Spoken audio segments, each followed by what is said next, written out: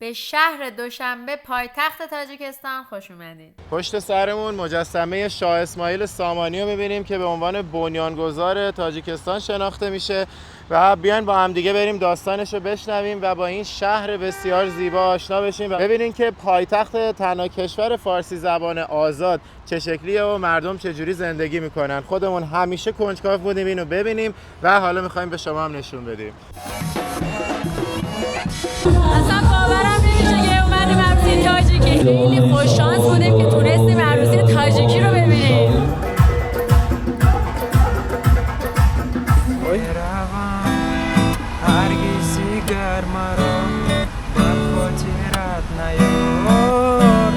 شاه اسماعیل سامانی رو مؤسس کل این کشور میشناسن. حالا من گفته بودم اول ویدیو که اینجا تنها کشور فارسی زبان آزاده. راجع به این آزادی یکم باید بیشتر توضیح بدم. ما دیگه آماده شدیم، این معلم اومدش و بهمون هم دو تا از این لچک‌ها داد که ببندیم و با این برقصیم. قرمز ببین. الان اومدیم موزه ملی تاجیکستان و اینجا هم یه مجسمه کوروش کبیره. یوسفی گم گشته باز آید به کنعان غم مخور، دائما یکسان نماند حال دنیا غم مخور. بوی موی جولیان آید همی، یا دیاری مهربان آید همی. میر ماه است و بخارا آسمان، ماه سوی آسمان آید همی. ای بخارا شاد باش و درزی، میر نزدت مهمان آید همی. اینجا جای ماشین شویی است. آماده میشیم برای کجا؟ با دوشنبه با پایتخت جمهوری تاجیکستان شهر دوشنبه. بله عالی. تمیز میشیم. آقا شاهرخ هم که از ولاگ قبلی اگه ندیدین از ناحیه عینی دهی از ناحیه ایلی عینی روستای یابان. ایشون راننده و راهنمای ما بودن توی سفر. آره. بعد از یک روز پربار فعالیت طبیعت‌گردی داریم میریم که برسیم به دوشنبه و ماجرای دوشنبه رو پایتخت تاجیکستان. بعد از 3 ساعت راه رسیدیم به هتلمون. همین امشب هتل رو در واقع توی اینترنت پیدا کردیم و اومدیم ازش اتاق گرفتیم به اسم هتل گلستان. بریم ببینیم چه جوریه. قراره یه 5-6 شبی رو اینجا بگذرونیم.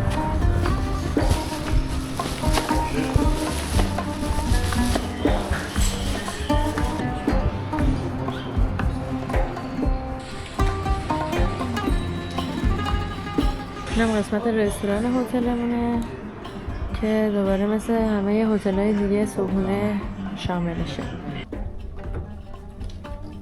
اینم از اتاق ما توی هتل گلستان.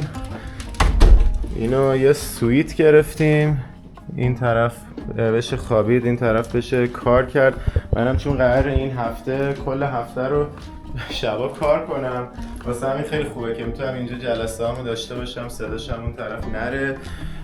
و قیمت هتل، این هتل کلا قیمتاش از $60 شروع میشه دیگه. این اتاقش یکم گرونتره ولی خب دیگه به ما چون اویلیبل بود و شرایط اون رو توضیح دادیم آپگرید دادن، ولی در کل اتاقای معمولیش از $60 شروع میشه. و اینم از تور کامل اتاقمون در هتل گلستان. صبح روز اولمون توی دوشنبه است. با صبحونه هتل شروع کردیم و دیگه کلی قرار برنامه‌های گشت و گذار دوشنبهمون رو شروع کنیم. و اینم از صبحونمون. خیلی این قسمت هتل رو خیلی دوست دارم که پر آکواریومه. تا دورمون آکواریومه. اون برم که رومه و اونجا هم فرامرز اصلانی داره میخونه. اگه یه روز این اومد تو گوش من صدا کنه دوباره باز غمت بیاد که منو مبتلا کنه به دل میگم کاریش نباشه. همین الان گشت و گذارمون رو توی دوشنبه شروع کردیم. درست مثل پایتخت ازبکستان ترتمیز و مرتبه، پر از ساختمونای درست حسابی. چقدر همه ساختمونا شیک و مرتبه. اونور وزارت امور خارجه رو می‌بینیم، اونور نمیدونم چیه ولی یه ساختمون خیلی زیباست با معماری نیمه مدرن نیمه سنتی. این طرف مجسمه بزرگ شاه اسماعیل سامانیه که الان میریم بیشتر راجعش صحبت میکنیم و اینجا هم ساختمون خدمات مخابراتیه. حالا اینجا مرکزی ترین نقطه شهره. حالا بریم و به گشت و گذارمون ادامه بدیم و از مجسمه شاه اسماعیل شروع کنیم.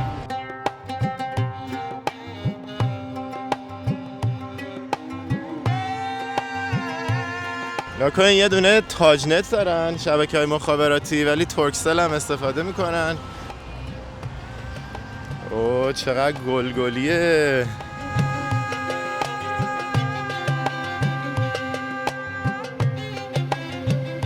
این هم مجسمه عظیم شاه اسماعیل سامانی که تو مرکز دوشنبه بزرگ زدنش توی این میدون و به عنوان بنیانگذار کشور تاجیکستان میشناسنش. تاجیکستان بخش عمده تاریخش تا قبل از صفویان با ایران با هم دیگه یک کشور بودن و همچنین کلی از کشورهای دیگه این دور و بر. پس چرا شاه اسماعیل رو به عنوان بنیانگذار تاجیکستان میشناسن و نه مثلا کوروشو، که حالا بیشتر به دلیلش میپردازیم. حالا یه سوال خیلی جالب که تو ذهن شما و همچنین تو ذهن ما بود قبل از اینکه بیایم اینجا و مطالعه کنیم این بود که چجوریه که تاجیکستان حتی مرز مشترک با ایران نداره، هنوز فارسی زبانه، ولی کلی از این کشورهای دیگه که همون اشتراک تاریخی که تاجیکستان با ایران داره رو اونا هم دارن، مثل ترکمنستان، مثل آذربایجان، مثل ارمنستان و حتی خیلی از نواحی ترکیه. چرا هیچ کدوم از اینا فارسی زبان نموندن ولی تاجیکستان که مرز مشترک نداره فارسی زبان مونده؟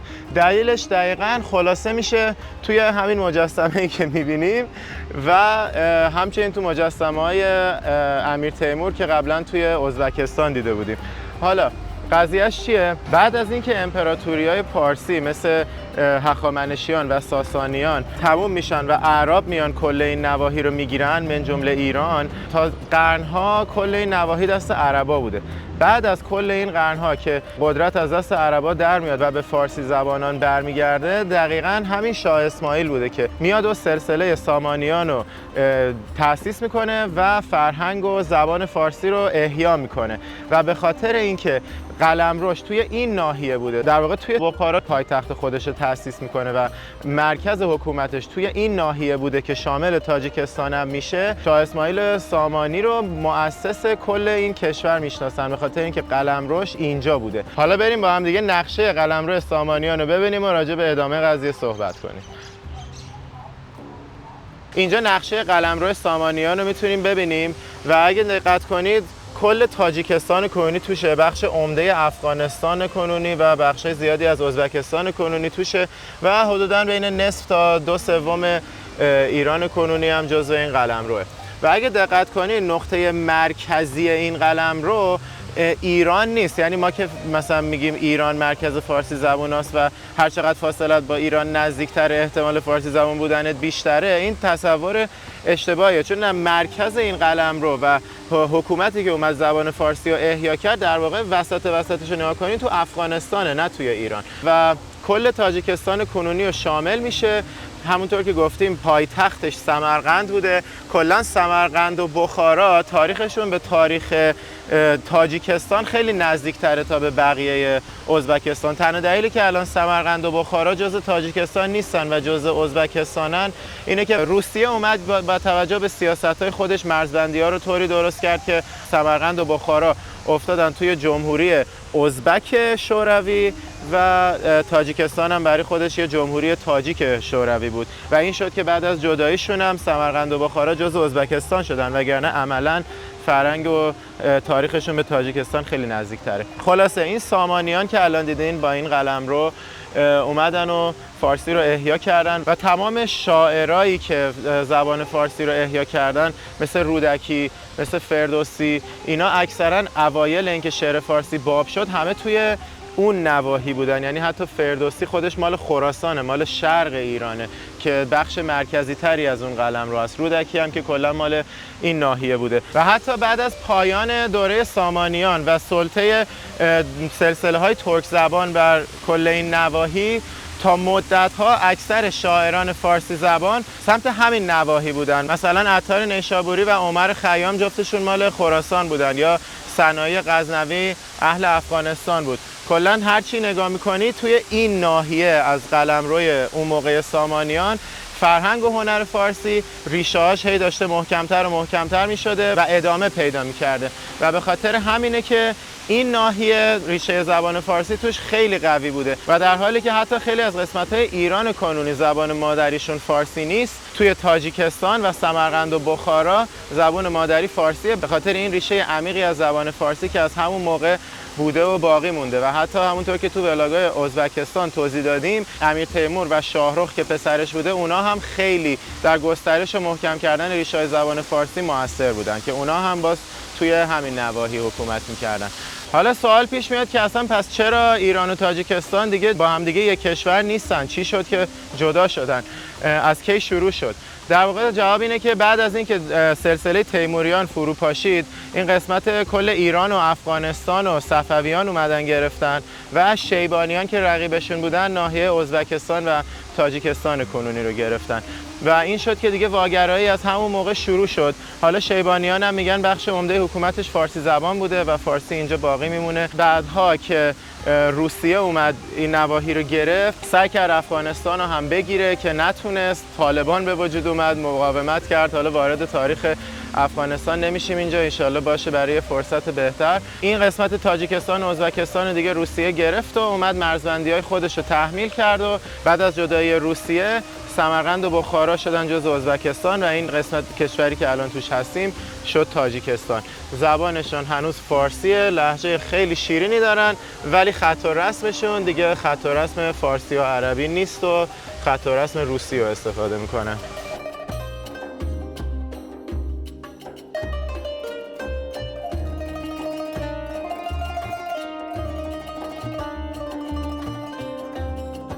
پشت سر منم یادبود استقلال تاجیکستان از روسیه رو می‌بینیم.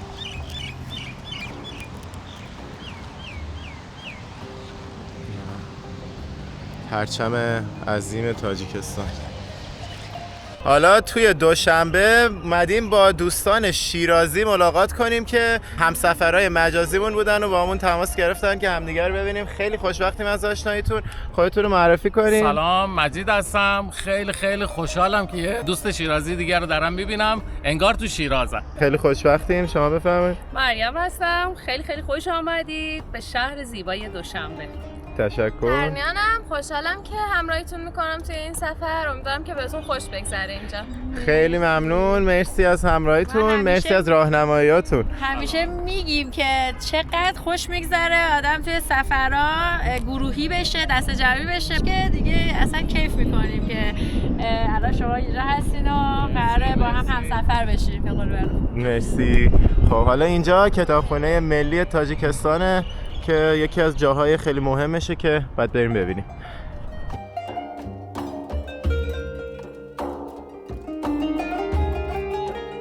از هر کجای یک دنیا پاشه بیاد اینجا بهشون یه راهنما میدن که بیاد کمک کنه و بهشون توضیح بده که بخشای مختلف کتابخونه به چه شکله و دیگه یه تور کامل بهشون بده. خشتی اولی بینا 4 سپتامبر سال 2007 گذاشته شده است و مدت 5 سال ساختمانی بینا ادامه یافته است. خب کتابخانه ملی عبارت است از 9 آشیانه و عین حال در آشیانه اولی کتابخانه قرار داریم. در کتابخانه زیاده از 3 میلیون کتاب و مجله ها جای دارند ولی خودی مخزن کتابخانه برای نگهداری 10 میلیون کتاب پیش بینی شده است. شروع میکنیم از این قسمت ادبیات کودکانه با زبان تاجیکی نوشته شده. شعبه دستخط‌های شرق و کتاب‌های نادر کتابخانه است که خب آثار خطی با زبان فارسی و عربی در آن همه شعبه مذکور نگهداری می‌شود. خب این حالا مهمان هستند. این شاهنامه کتاب شاهنامه نصری است که تقریبا 80 سال قبل در بخارا کتابت شده است. تعداد 60,000 نسخه کتاب‌هایی که با زبان فارسی و عربی هستند در این شعبه حفظ و نگهداری میشه. خیلی ممنون. تخت جمشید اینجا هست. این نوشته رو نگاه کن. این زده تخت جمشید. کتابش کلا راجع به تخت جمشیده. چه کتاب قدیمی و سنگینی هم هست. این قسمت بخش است که در آن مجله و روزنامه ها نگهداری می شود و خب در شعبه مذکور مجله ها از سال 1933 تا این جانب نگهداری می شود.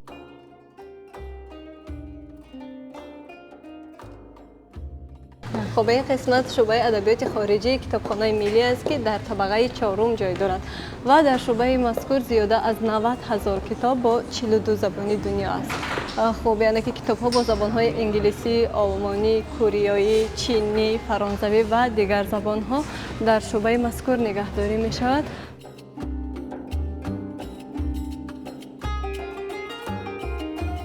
این پرچمی که اینجا میبینید دومین بزرگترین پرچم دنیا هستش که ساختن.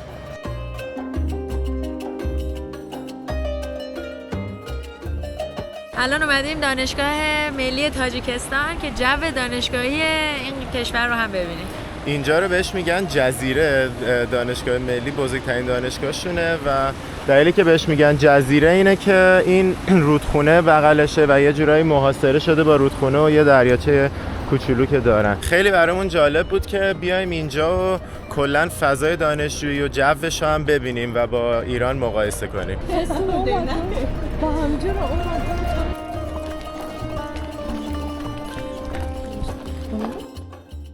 این ساختمون بزرگه دانشکده اقتصاده.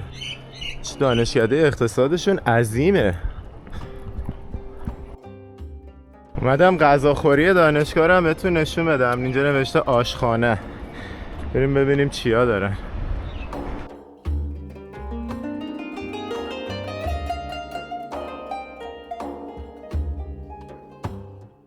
اینجا ساختمون حقوقه. اینا هم که الان دم درشن همه امتحان دارن، واسه همین اومدن اینجا جمع شدن منتظرن که امتحانشون شروع بشه. خواستیم با یه نفر اگه اوکی باشه ویدیو بگیرید صحبت کنیم راجع به دانشگاه زندگی دانشجویی. داخل همین دانشگاه با یه دوست عزیزی گفتیم یه مصاحبه بکنیم. اسمشون شکرانه هستش، دارن حقوق میخونن و گفتیم که یه کوچولو باشون گپ بزنیم و کلا راجع به دانشگاه و دانشجوهاشون ازشون یه سری سوال و اطلاعات بگیریم. خب شما سال چندم دانشگاه هستید؟ دانشگاه قیمتش چطوره برای دانشجوها؟ آیا دولت کمک میکنه؟ بعد اینجا پس شرایط کار در کل فکر میکنی خوبه؟ کلا دوران دانشجویی اینجا زندگی چجوریه به نظرت؟ خواننده مورد علاقه ایرانیت کیه؟ حاجت اشرف زاده. یه شعر داره، یه سرود داره، ماه و ماهی. خیلی دلیلش چیه که اینجا اکثرا خجالتیه؟ حالا با پرنیا جون و مریم جون مادرشون داریم راه افتادیم توی خیابون که بریم سمت مقصد بعدی. پرنیا راجع به تاکسی ها بهمون بگو. یکی میگفتش که ازبکستان ایرانی رو دیدیم، برگشت به ما گفتش که تاجیکستان مثل اسنپ و اوبر از این اپلیکیشن ندارن ولی اینجوری هم نیستن که قیمت رو تو پاچه کنن. حالا برام جالب بود که چرا و اینکه حالا قیمت چجوریه برای تاکسی. اینجا آره تاکسی اینترنتی نداره، بیشتر کشورها این قابلیت رو دارن، اینجا نداره. ولی تلفن که زنگ بزنی با سرعت خیلی زیاد میرسن و یکی از شرکت‌هاشون هم هستن زمانی که تو بهشون زنگ میزنی تا زمانی که نرسه تلفن راننده اون تلفن رو قطعش نمیکنه برای اینکه امنیت داشته باشی. مثلا اگه خانم باشن تلفن رو قطع نمی‌کنن تا بهت برسن. و اینجا چه 10 قدم تاکسی بخواد ببره تو رو، چه مثلا 2 کیلومتر، همه قیمت‌ها تا یه حدی 10 سامانه و بیش از 10 سامان بالا نمیاد مگر اینکه مسافت خیلی دور باشه. 10 سامان آره تقریبا $1. یکم از $1 هم کمتر. اگه بیشتر بشه چقدر میشه؟ یهو مثلا چقدر جامپ میکنه؟ مثلا جامپ پیدا نمیکنه، بیش از 2 کیلومتر 3 کیلومتر میشه 11 سامان 12 سامان اینجوری میاد بالا. کلا جامپ نداره. خیلی خوبه، اصلا قیمت واقعا عالیه. اینجا دانشگاه آموزگاریه که تو ایران بهش میگن تربیت معلم. خیلی ساختمون قشنگی داره، گفتیم بیام اینو به عنوان نمونه از ساختمونای باحال این خیابون رودکی بهتون نشون بدیم. اینم خیابون رودکی که داشتیم توش قدم میزدیم، همینجوری همه ساختمونای اداری و دولتی و مسکونی و نمیدونم همه چی با رنگای خیلی قشنگ و متنوع توش دیده میشه و همینجوری تو پیاده‌روها پر گله. واقعا این شهر همه جاش پر گله.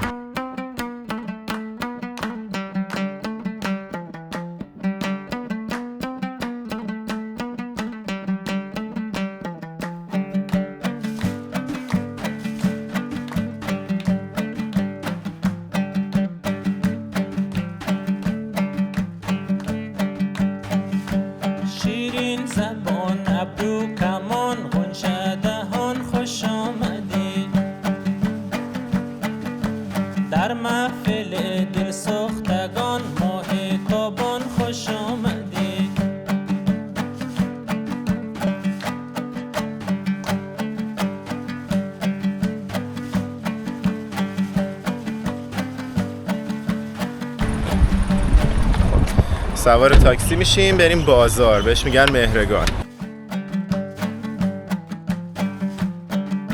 اینجا کلا اینجوریه که خیابونا رو به اسم نمیشناسن. کوچه فلان، نمیدونم خیابون فلان، کوچه 2، کوچه 3.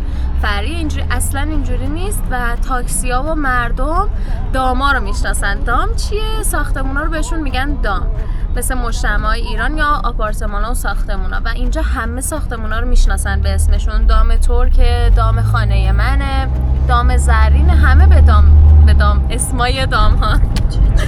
آره. اینجا بهش میگن منطقه پیوه زوا به خاطر اینکه پیوا به روسی به معنی آبجوه و اینجا کارخونه یه آبجوییه و بهش میگن که دیگه پیوه زوا. اینجا بازار مهرگانه که میوه و سبزی و گوشت و همه چیز داره. یه جورایی میدون تره‌وارشونه، ولی ببینید چه ساختمون مدرن و خفنی دارن به این منظور. حالا بریم داخلش رو ببینیم.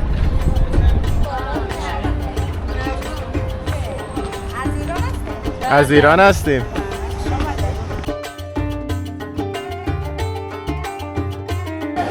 واو، عجب بازاریه، خیلی جالبه.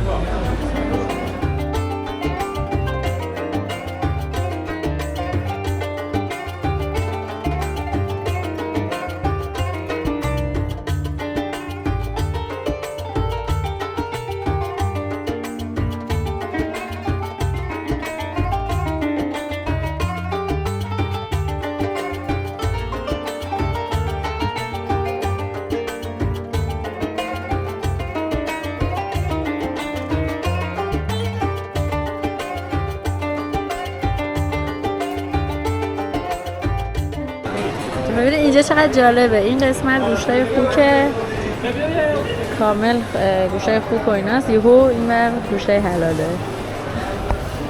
برای کسایی که حالا مسلمانن و برای اونایی که حالا مسلمانن نیستن، روسن. اومدیم کالباساشون رو مزه کنیم. یکی بوقلمون بود، درسته؟ اینا دستسازن؟ یا دستسازن اینا توی روده گاف میچیده میشه. چه جالب، یعنی پوست دورش روده گاوه؟ آره. این اسبه. چه جالب. این اسبش امتحان کنیم ببینیم اسبش چجوریه. همون خیلی ادویه و نمک و اینا داره دیگه. من شنیدم چون گوشت اسب شیرینه بهش خیلی نمک میزنن. زمین من فقط نمک اسمم. این یکی گوسفنده. این جایزه بهترین کالباس رو این میبره. به نظرم بوقلمونش خوشمزه بود. با ارزون میشه.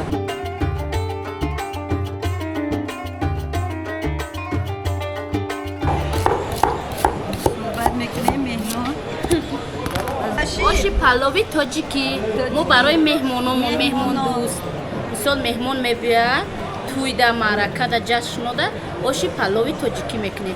ما به آش معرکمون نمیگذره. آها، معرکه همون مهمانی است، درسته؟ مهمانی ما به آش نمیگذره. فقط بعد تمام اینا برای آشه، درست؟ برای آش پلو. قسمت هم قسمت بازار نونشه که اومدیم انواع اقسام نونا رو اینجا دارن درست میکنن.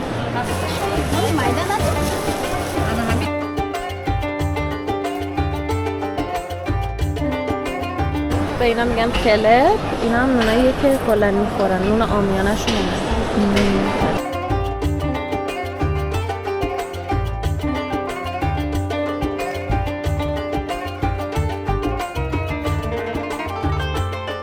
اینا ماستای چکیده شده شونه. ببینید چقدر انواع و اقسام مختلف داره. این چیه؟ زرده؟ روغن زرد، روغن گاوی.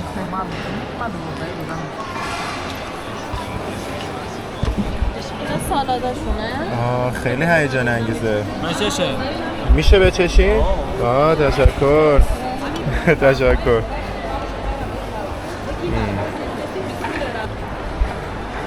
ببین چه جوریه. خیلی خوشمزه بود، نه؟ این چیه گفتی؟ یه جوریه که نمیشه توضیحش داد. خوشمزه است، خیلی خوشمزه است ولی قابل توصیف نیست. شکمه این؟ روده؟ نه مال گوسفنده؟ شکمه همون که ما توی کله آه پاچه مال می‌ریزیم. گاوه. این چطوری نمیتونم تشکر. من عاشق این کلمه هم که ترشی کلم واقعا خیلی دوست دارم. خیلی خوبه. کلا ولی ما شیرازی هم زیاد ترشی کلم و این چیزا میخوریم. برات آشنا بود دیگه نه؟ قارچ درختی بهش گفتم. عالیه عالی. تشکر. میگن که 18 سومه شما 10 سوم بدید. 10 سوم تخفیف میدن بهمون. تشکر. تشکر ممنون. تا فهمیدن ما از ایرانی هم به همون چایی برامون ریختن هم به همون یه حلوای خیلی خوشمزه دادن. حلواشون اینها یوش هستند، آینده ملت هستند، نامبرداری پدر و مادر هستند، نامبرداری ملت تاجیکستان و فارسی زبان ها هستند. ما از اینها از آمدی آنها و خرسند هستیم.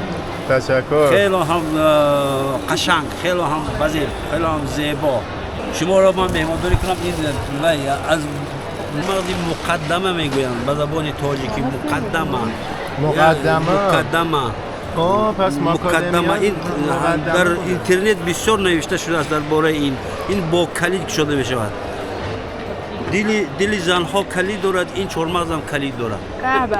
چه جالب. به اسم فارسی مکادمیا میشه مقدمه. نگاه کن اینم کلیدشه که دادن باهاش باز کنیم. حسین نگاه کن اینو امتحان کن. بخور ببین چقدر خوشمزه است. میگن که خیلی عالیه برای پوست و مو. بله. روغنش فوق العاده است. آینده ملت بگید. آینده ملت. ممنون. آینده ملت. بخور ببین چطوره. یوسفی گمگشته باز آید به کنعان غم مخور. دائما یکسان نماند حال دنیا غم مخور. اصلا غم نخورید. همش میشه. ببینید این چقدر جالبه. اینا خربزه است، دورش خربزه است و داخلش زردالو گردو اینو چیزا داره. من اومدم این مکادمش انقدر دوست داشتم گرفتیم ازشون و برگشت بهم گفتش که خودت تنها نخور یا به اینم قشنگ حس کرده بود مثلا من آبجو بزرگم. آره میخوام حق خواهر کوچیکم بخورم. شما اسمتون چیه؟ اسم شما؟ اسم من مدینه بانو. مدینه بانو چه اسم قشنگی. رحمت مرحمت. خود شما هم زیبایی. بسیار به به چقدر قشنگ و خوبه همه چی. وضعیت یک خیار خسته در کنار باد. مدینه بانو بلدن که فارسی بخونن، خط و رسم فارسی. خب اینجا چی نوشته؟ چجوری اینقدر سفری میرید. به شما کجا یاد گرفتین؟ من مکتب میانه در وقتش خواندگی بودم. برای همین میتونم خونده.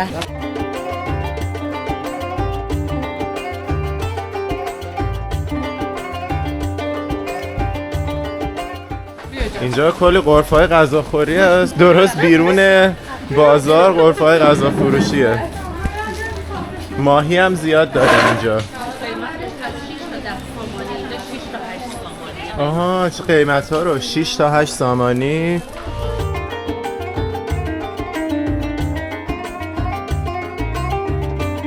یه قطعه ماهی از یکی از این غرفه‌های غذا فروشی گرفتم. خیلی میچسبه اینجا. میکام داره به این بچه‌ها مقدمه میده. مری کن دستتو بخورش. اینجا مغازه چینیه و قشنگ واردش که داری میشی بوی مغازه‌های چین و تایوان رو میده کاملا.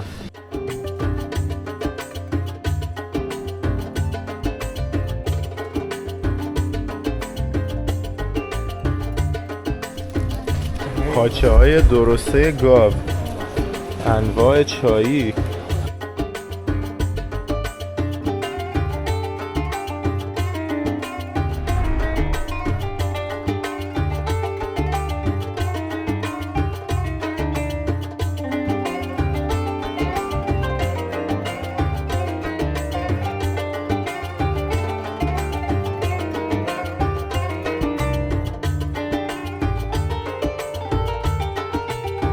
نگاه این دوتا ساختمون سبزا رو ببین چه طرح جالبی داره. اینا مال زمان شورویه 2 تا قرینه هم ساخته بودن و مجتمع مسکونیه.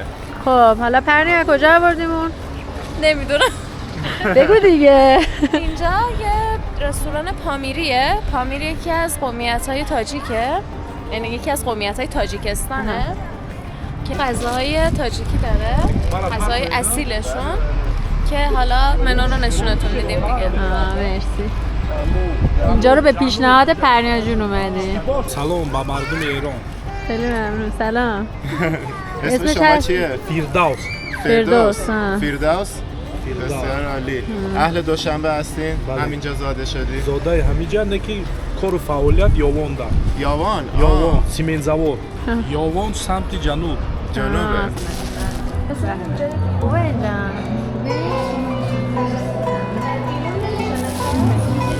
این فضای بیرون رستورانه، اومدیم اینجا یه فیلم بگیریم اول بعد بریم بشینیم برای غذا. اینجا آشپزخونه شه.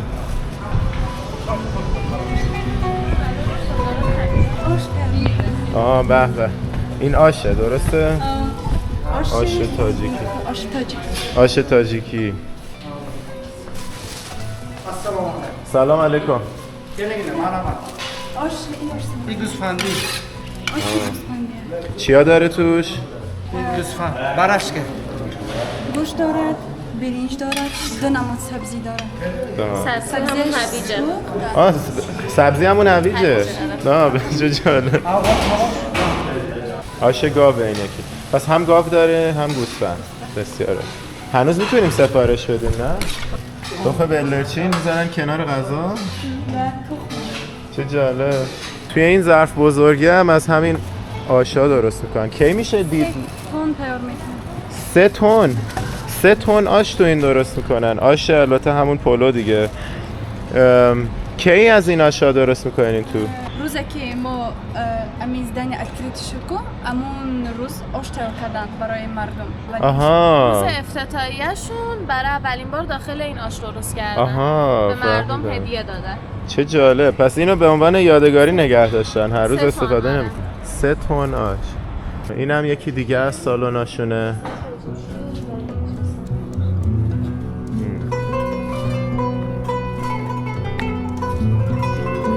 غذامون دیگه رسید. این همون آش پلویی بودش که هویجاشو توی بازار دیدیم داشت میفروخت. الان پرنیا جون قراره راجع به این غذای تاجیکی صحبت کنه.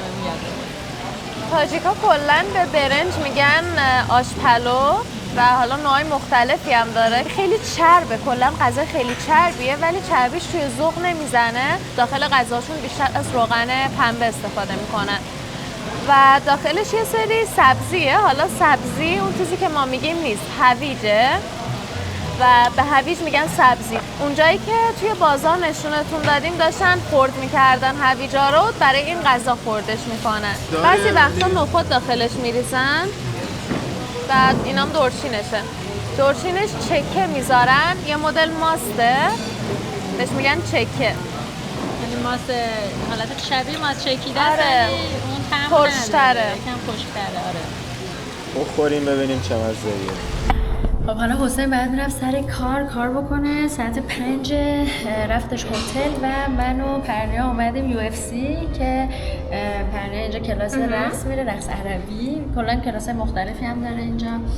بعد دیگه بگو دیگه خودت.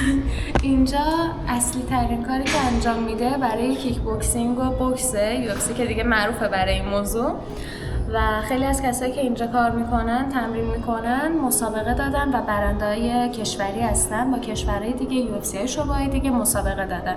یه توضیح دیگه هم که بدم اینه که UFC کلا یه باشگاه در واقع آمریکاییه که اینجا هم شعبه داره. ولی خب من خودم تا حالا نرفته بودم. من استادی درجه بین المللی سفر ملایف دورنده مدال نقره چمپیون آسیا آید با کیک باکسینگ، دورنده کمربند سیاه آید با کاراته، دورنده کمربند سرخ آید با جیوجیتسو. یکی استادی که در این تالار مدت 1 سال شد تمرین میدهم. در اینجا بسیار استادانی که درجه بسیار کلان دارند در اینجا تمرین میدهند. ما و باوری داریم که در آینده ما از تاجیکستان بیرون در آن مسابقه‌های بین‌المللی برآمد می‌نماییم و آبروی ملت، آبروی پرچم تاجیکستان را می‌برداریم. اینجا یه حالتیه که به خاطر اینکه کشور مسلمونن اکثر مردم، باشگاه به 2 بخش تقسیم شده. یه بخشش مختص فقط خانوماست و بخش دیگه مختلطه. نشونش مردونه رو خانم قدرت دارن، میتونن تو اون قسمت مردونه هم برن. آره. اینه میگی برای کارهای تنبازیشون. اینجا سالن اریاله، اینا باز میشن بعد بسته میشه. بلدی؟ به پروش ببین. بلدم ولی نه با کفش. بلدی؟ این سالن اریال. آره. خب خوبه. میتونیم بعدش هم اگه تایم آوردیم اریالم بیایم. تایم بعدش اریاله. قسمت خانمونهشه و بریم حالا قسمت مردونه که فقط خانوما میتونن. بخش مردونه که فقط خانوما میتونن.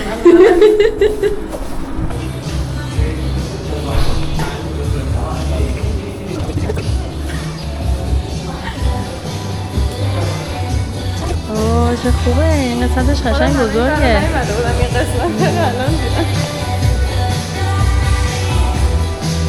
خوبه، حداقل اینجا رو یاد گرفتی که بعداً بیای تمرین کنی. خب ما دیگه آماده شدیم، این معلم اومدش و بهمون هم 2 تا از این لچک‌ها داد که ببندیم و با این برقصیم. قرمز ببین. کوالیتی خوبه، کیفیت خوبه. بدیم ببینیم کیفیت خوبه یا نه. دیگه ما از UFC اومدیم بیرون و داریم میریم سمت کافی شاپ. خب پری یه توضیح بده راجع به کلا گداها و اینا چجوریه؟ دولت اینجا یه حالتیه که خیلی روی این موضوع حساسه و خیلی برخورد جدی میکنن با اینا که اینا نگن تو خیابون از کسی درخواست پول نکنن. ولی یه چیز جالب دیگه که داره، یه سری گدا هستن که تحت پوشش دولتن. چجوری؟ کسایی که حالا مشکل شنوایی دارن، مشکل بینایی دارن، معلولیت دارن، دولت اونا رو جمع میکنه و بهشون آموزش میده که مثلا یه چیز دستساز درست کنن، مثل مجسمه های خیلی کوچولو و با یه کارتی دارن، اونا با کارت میان و بهت میگن که خب ازمون خرید کن. اون کارت نشون دهنده اینه که اینا رو دولت آموزش بهشون داده که نمیتونن کار کنن، از این طریق درآمد به دست بیارن. چه دولت خوبی. پرنیا کلا داره میگه که اینجا اصلا یه سری کارهایی که دولت کرده برای مردمان تاجیک انقدر خوب بوده که مردماشون بتونن راحت تو رفاه باشن. یکیش مثلا همین بود که تاکسی شما میخوای بگیری همه جا تقریبا $1. یه چیز دیگه هم که جالب بود برام این بودش که مدل موی آقایون که حالا پرنیا کلا همه آقایون کلا 2 الی 3 مدل مو که تاجیکستان دیده میشه و این خیلی عجیبه و جالبم هست. خودشون تقاضای مدل موی عجیب غریب و خاصی رو نمی‌کنن و همه آرایشگرا همون 2-3 مدل انجام میدن. حالا با چند تا تاجیک در مورد این موضوع من صحبت کردم، خیلی برام جالب به نظر میاد. گفتن که اینجا ما به نظرمون میاد که اگه موهامون رو بزنیم بالا از اون اصلیت خودمون دور میشیم. خانوما هم همه اکثرا موهای بلند و موی پسرونه برای خانوم هم اینجا دیده نمیشه. خیلی کم، شاید مثلا از هر 1000 نفر 1 نفر، شاید حتی کمتر. سلام. بله. ایرانی. تو از ایران هستی؟ از ایران هستی. من بلاگر هستم. بلاگر کجا؟ نیکا. صاحب دو. نام سوری. اسم شما چیه؟ بیان. دشم. یک وای. هرگزی گر مرا بر خاطرت نیار، میماند از من به یاد و بار خاکستری سیگار. برای دل هم دل نیست، برای دل منزل نیست، مرا در این راه حاضر نیست. بعد تو دیگر شما هم سهر معنای ندارد، هم بود و نبود، ستیل و هم سرود معنای ندارد. Звук поставим на всю, и соседи не спят, кто под нами внизу. Вы простите меня, а потом о любви говори давай.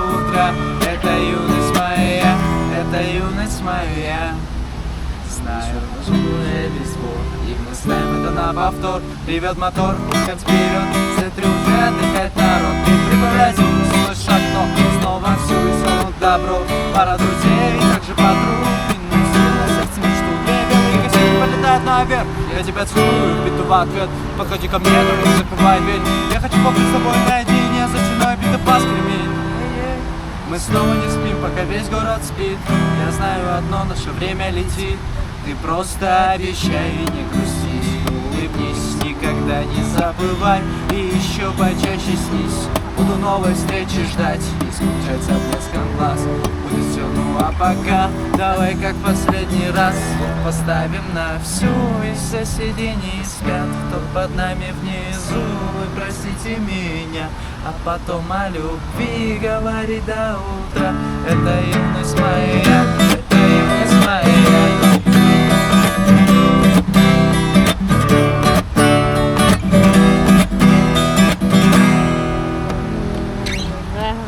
تشکر. فارسی آهنگای فارسی چیزی دوست داری؟ یه شعرهای سرد شدی درد شدی سوخت دلم باختم دور شدی کور شدی سوختم و ساختم. Do you speak Korean language or فارسی فارسی Farsi. فارسی What حرف about میزنی. English? انگلیش هم حرف میزنی. So what you record? Persian Explorers. Do you know this flag? Bapesh. It's like Tajikistan forward. تاجیکستان. Tajikistan people never give up, you know. It's the most strong nation. اینجا کافه موسه، یکی از کافه‌های خیابونی خوب تاجیکستانه و امیدوارم که لذت ببرید. نه دیگه قراره اینجا بریم بشینیم یه گپی بزنیم. هم بود و نبود stilo هم سرود منوی ندارد. حالا اومدیم پارک کوروش، یکی از جاهاییه که برای زندگی شبانه میرن. اون بالا اون کوروش رو میتونیم اون وسط ببینیم، اگه دقت کنیم میتونین کی و اون ر که روسیا شبیه پی می نویسن رو ببینین، اوشون هم شبیه وای می نویسن. کلا توی دوشنبه یه سری پارک هست که بهترین جاست برای دیدن زندگی شب مردم. آدما میرن معاشرت میکنن و وقت میگذرونن و قدم میزنن و یکی از اون پارک‌ها پارک کوروشه که خیلی وقتا فستیوال برگزار میشه اینجا که امیدواریم ما هم بتونیم اون جنبه‌ش هم ببینیم. حالا فعلا اومدیم این. در ضمن قبلش هم با پرنیام رفتیم خونه‌اش، برام آرایش چشم کرد. مرسی. اینجا یکی از کافه هاشه که بهش میگن امانی، توی پارک کوروش. بار باز داره. توی محیط باز مردم بعد از سر کار اکثرا میان اینجا و یه آبجویی میخورن. ایول. خودشون بهش میگن پیوا، به زبون روسی یعنی آب. پیوا. آره. اینجا 3 تا بخشه. 3 تا بخش تقسیم میشه. این بخش بارشه، بار بازشه. بار سنتیشه. اینجا میز گذاشته، روی نیمکت میشینن مردم. و این بخش سرپوشیدشه که دیجی داره. و یکم بخش لوکس ترشه. عجب، پس دیجیش اونجا میاد. حالا رسیدیم تو همین باغ کوروش به کوروش کبیر. اینم از مجسمه‌اش که توی تاجیکستان هست و توی ایران نیست. و حالا دیگه مریم جون و مجید جون هم بهمون اضافه شدن. ببینید چقدر اینجا شبیه خیابونای اروپاییه. حداقل منو یاد خیابونای اروپایی میندازه که وسطش پارکه، این ور خیابونه، این ماشین میاد اون ماشین میره و وسطش هم یه پارکه که میتونیم قدم بزنیم و تو شبش هم حسابی چراغونی کرده. آره، تاجیکستان و شهر نور.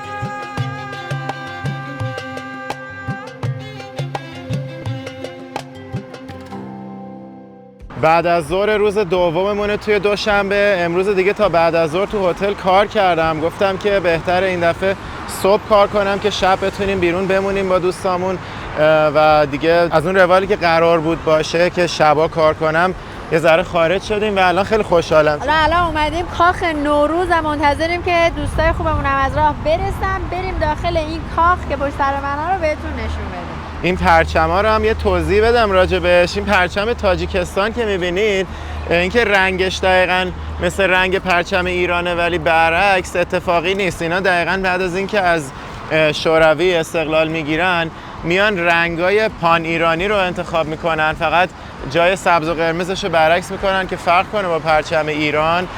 و اون علامت وسطش که میبینین یه دونه تاج با 7 ستاره. اون تاجش در واقع همون نماینده تاج سامانیانه که میگن سامانیان بنیانگذار تاجیکستانن، واسه همون تاجه رو گذاشتن. تازه حتی کلمه تاجیک از تاج میاد، یعنی در زمان قدیم مردم این ناحیه رو اسمشون رو گذاشتن تاجیک به معنی اهل تاج. کدوم تاج؟ تاج سامانی. به خاطر همینه که اصلا عکس تاج رو گذاشتن رو پرچمش 7 ستاره هم. به خاطر اینه که عدد 7 توی فرهنگ قدیم ایرانی و تاجیک عدد مقدسیه و همچنین میگن مثلا بهشت 7 طبقه داره و این حرفا. قرمز رنگ طلوع و پیروزی، سفید رنگ خلوصه و سبز هم که سرسبزی و سرزندگی و همچنین نماد نوروزه. حالا که صحبت از نوروز شد و داریم میریم وارد کاخ نوروز بشیم، همینجا جا داره که راجع به ارزش نوروز تو تاجیکستان یه صحبتی بکنم. اینجا نوروز مهمترین جشن ملیه و دیدنی ترین مراسم عمومی نوروز تو کل دنیا رو دارن. در سر کشور و جای جای شهرها جشن‌ها و رقص‌های خیابونی برگزار میشه و چند روز کل زندگی آدما میشه فستیوال نوروزی. نمونه ای از فیلماش از دوستامون گرفتیم که بهتون نشون بدیم. ما هم خودمون نیت کردیم دفعه بعدی برای نوروز بیایم تاجیکستان.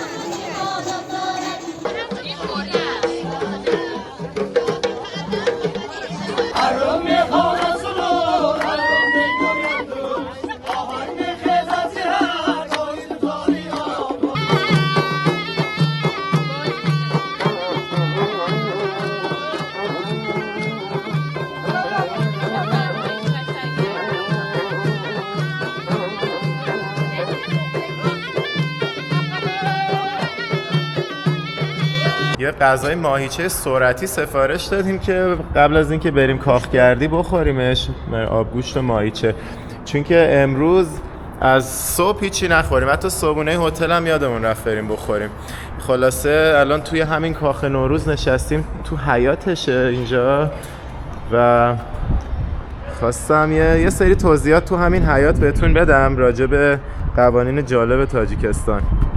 خب حالا من گفته بودم اول ویدیو که اینجا تنها کشور فارسی زبان آزاده. راجع به این آزادی یکم باید بیشتر توضیح بدم. یعنی از طرفی خب از لحاظ پوشش، مذهب و نوع زندگی همه آزادن، منتها در عین حال یه رئیس جمهور دارن به اسم امام علی که از همون موقع که از شوروی استقلال گرفتن رئیس جمهورشون بوده و الان 30 و خورده ساله که عوض نشده و تا جایی که از خودشون و ایرانیایی که اینجا زندگی میکنن فهمیدم هولوش 90% عاشقشن. خیلی جالبه که یه سری قوانینی وضع میکنه توی این کشور که شاید از دید یه آدم خارجی ضد حق و حقوق آدما باشه. دلیلی که اینقدر بهش اعتماد دارن اینه که همون موقع بعد از استقلال از شوروی اینجا خب بعد جنگ بوده و حسابی قحطی زده شده بودن، خیلی شرایط اقتصادی بد بوده و این امام علی رحمان میاد اینا رو از قحطی نجات میده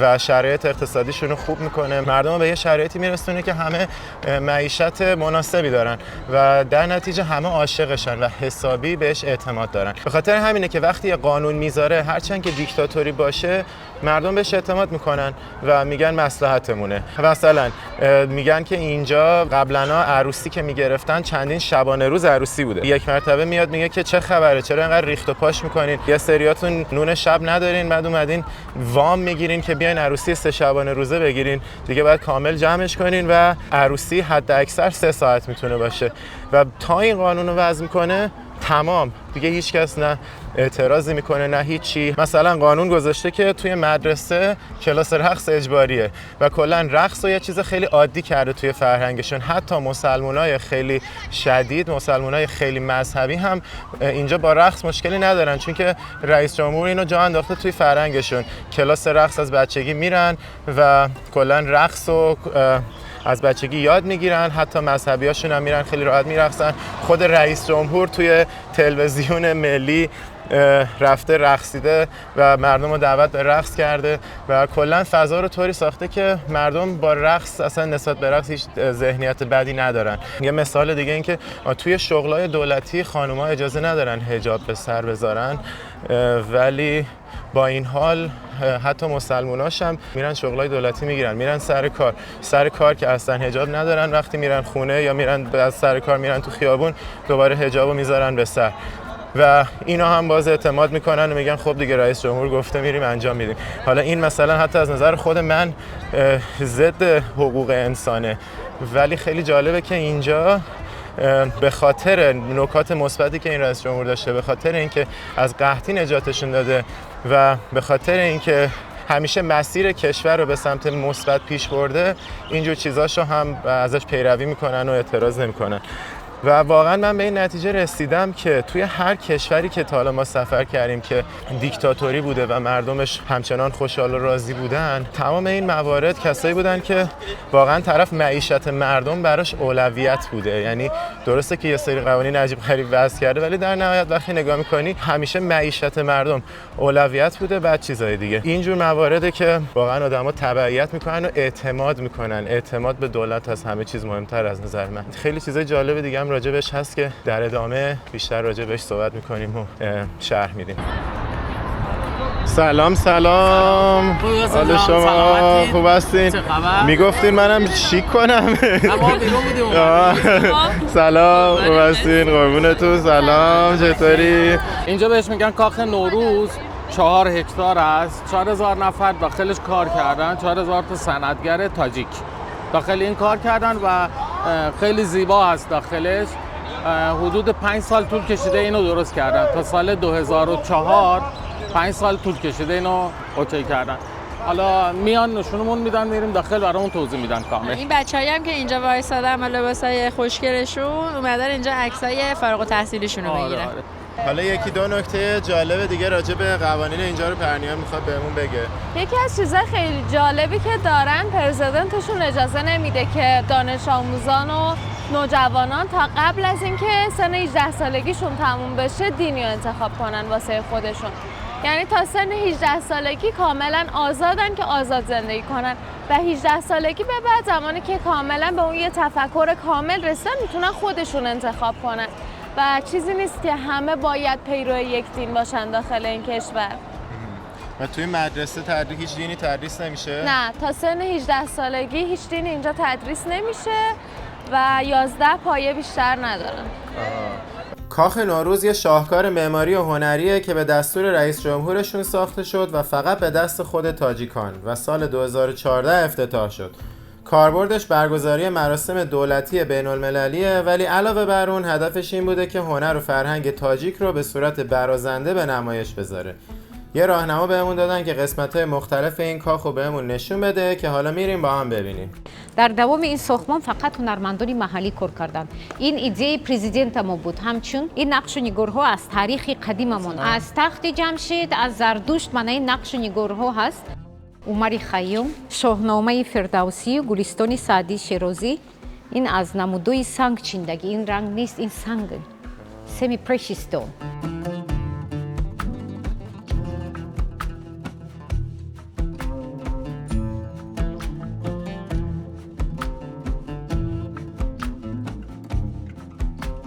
این لوستری هم که اینجا میبینید 3 تن وزنشه.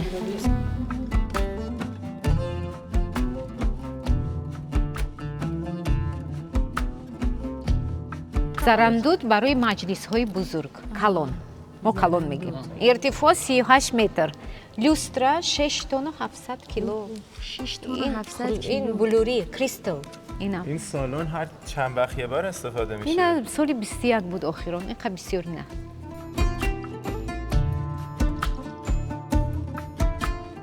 میگن که این اتاقی که داریم واردش میشیم بزرگترین تالار این کاخ. ایران هم اینجا پذیرایی بود پرسو.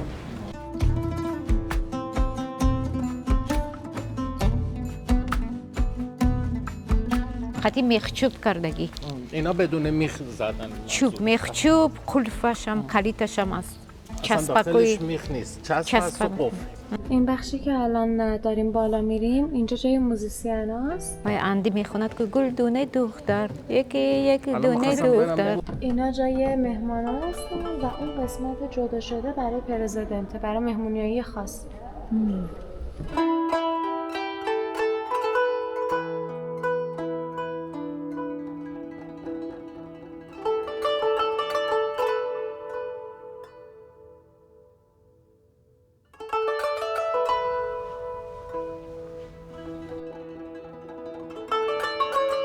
اینجا اتاق انتظاره، بهش میگن اتاق آینه.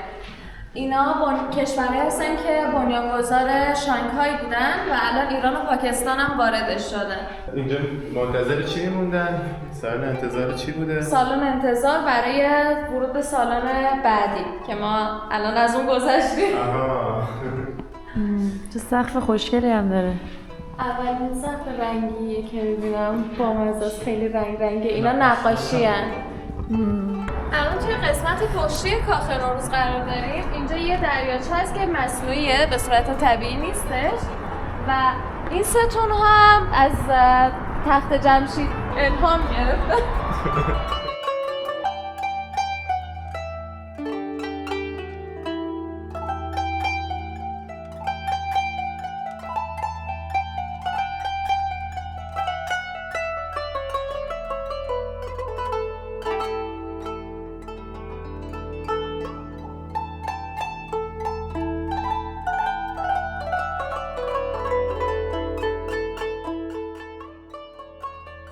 اینجا 3 تا گنبد هست که عروس دامادا میان زیر اینا میان عکس بگیرن و بالای اینا عکس شعرا رو گذاشتن. عکس حافظ هست، سعدی هست، مولانا هست و خیلی شیک و قشنگه. بسیار عالی، بریم ببینیمش.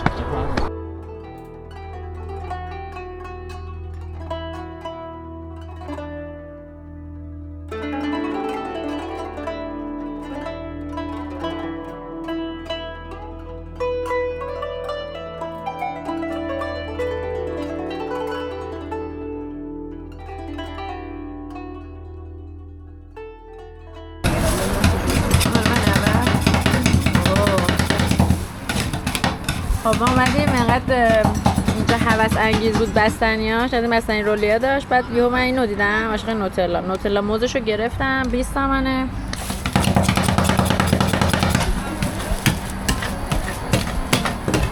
چیه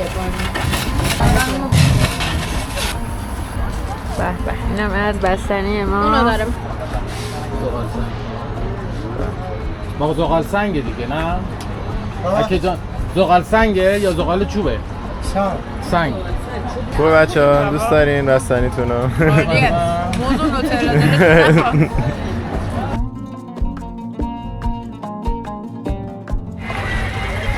چه باحال، نگاه از تو این قوریا داره دوغ در میاد. این دوغو نمیشد ازش صرف نظر کرد واقعا. وای چقدر بانمایی شد دیدی؟ من اینو میگفتم ببین.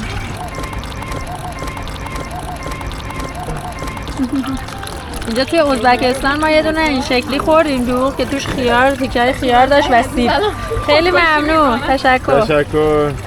اینم از دوغ شیرازی. فلفله؟ فلفل، نمک. توش فلفل بزنم یکم تندم بشه. نمک داره خودش. اوکی.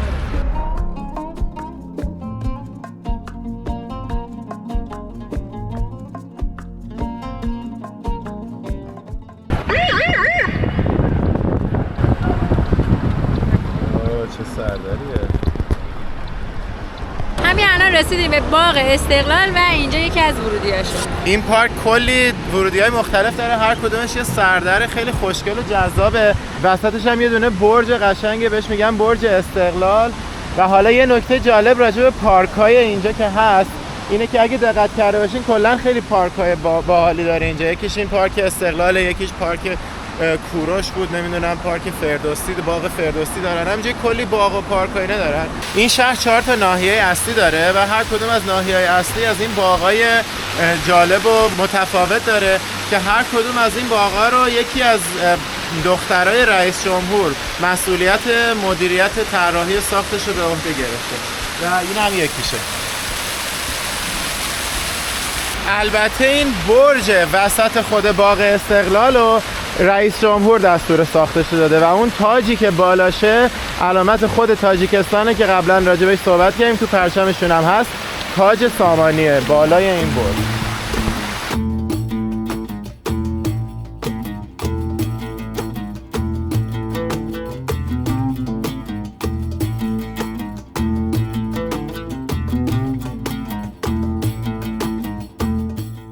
داخل این پارک مراسم مهم برگزار میشه مثل مراسم نوروز و اون بالا اون تاجی که میبینید کامل از طلا درست شده.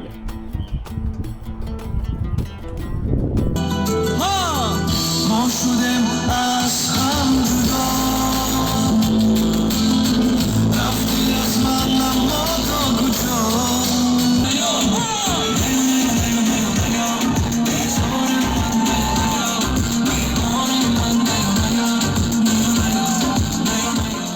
اون دروازه‌ای که ما ازش وارد شدیم 3 تا دروازه خوشگل دیگه هم داره، یکیش اونوره، اینم که خود برجه و اینم دروازه اون طرفی.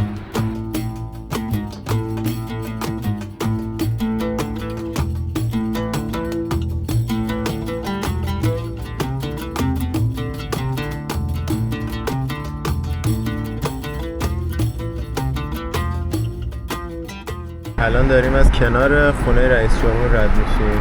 یه دیواره اون در اصلی کافه رئیس جمهور، خونه رئیس جمهور.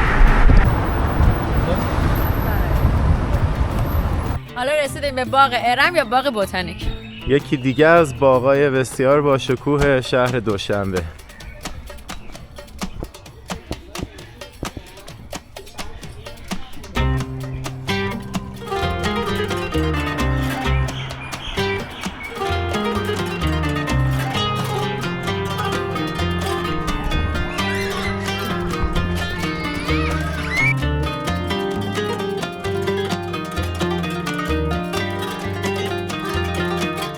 ببینید اینجا نعل خوشبختیه، اینجا هم نوشته ببینید خوشبختی، مشخصه دیگه نه؟ واضحه. قبول داری؟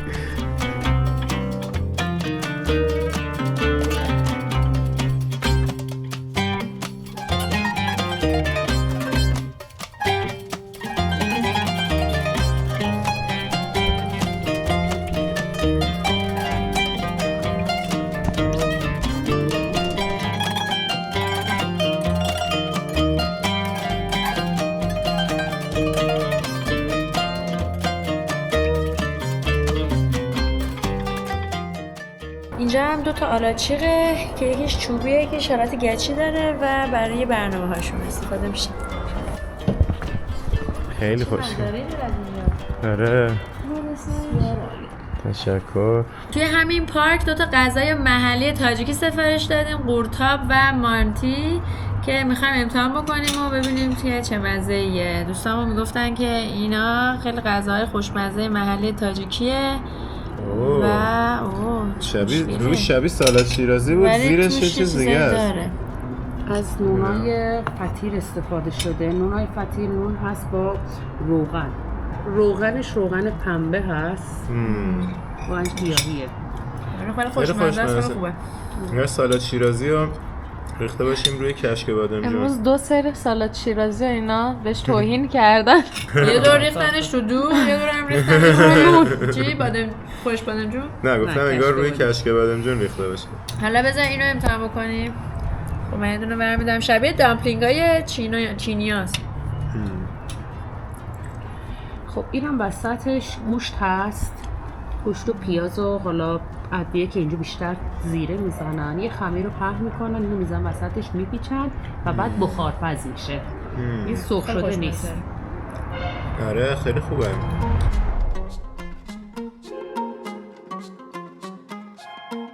خب تا غذامون رو خوردیم دوباره اومدیم یه قسمت دیگه. اینجا هم دوباره یه رستورانه ولی بهش میگن چایخانه راحت. اینجا یه چایخونه خیلی قدیمیه و چندین بار اومدن خرابش کنن، مردم نذاشتن. یه پاتوق خیلی باحال و سنتیه دیگه.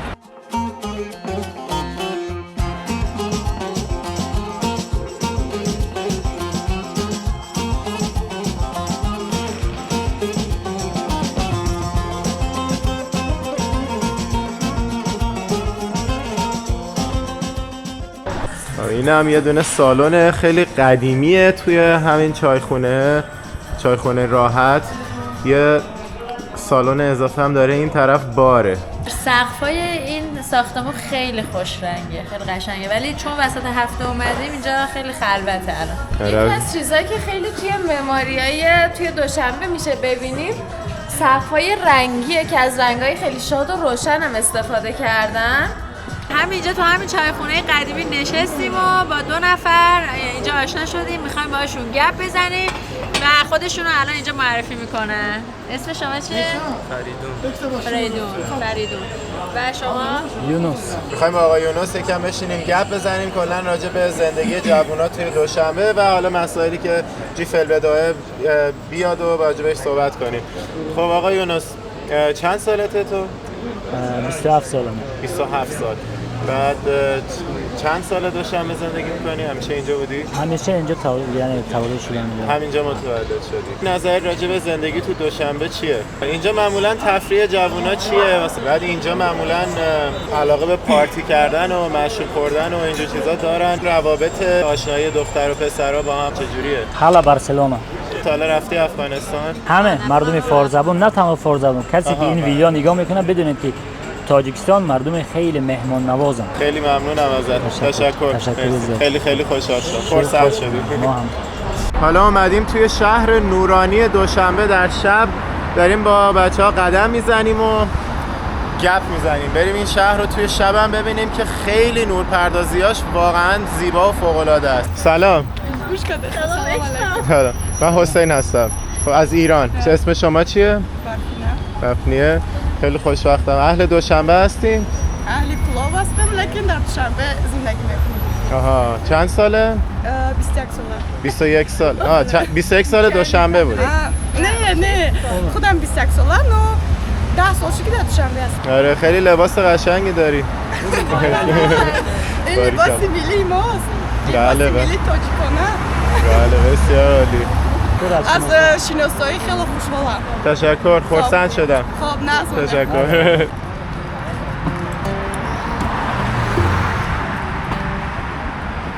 جمعه شنبه یک شنبه همه جا روشنه. آره. آها. شبا دیگه اصلا دیگر نمود به نظر میاد. باغ استاد رودکی اومدیم حالا.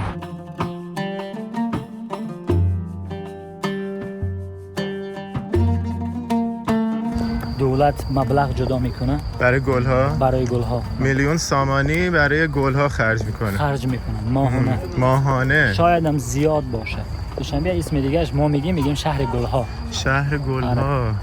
واقعا هم شهر گلهاست. ما از وقتی اومدیم همینجوری داریم گل میبینیم. این هم هست مجسمه عبدالله رودکی. به مجسمه رودکی.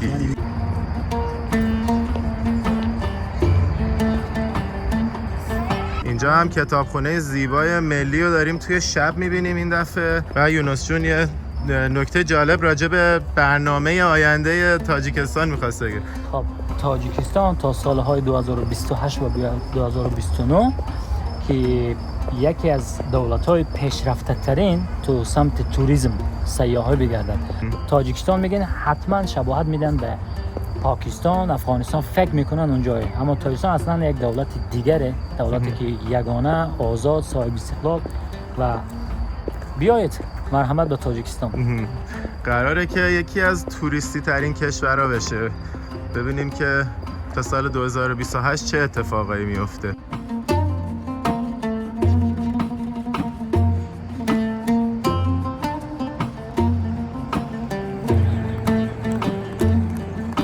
بچه‌ها هنوز دارین گل میگین و گل میشنوین؟ بله گل میدیم و گل میگیم. انرژیمون ولی داره تموم میشه. میخوایم بریم سوسکیری خوریم. داره میگه که همین الان غذا خورده، دو بارم غذا خورده و میگه که حالا چی بخوریم. خوبه باریکلا. تو سن رشد دیگه.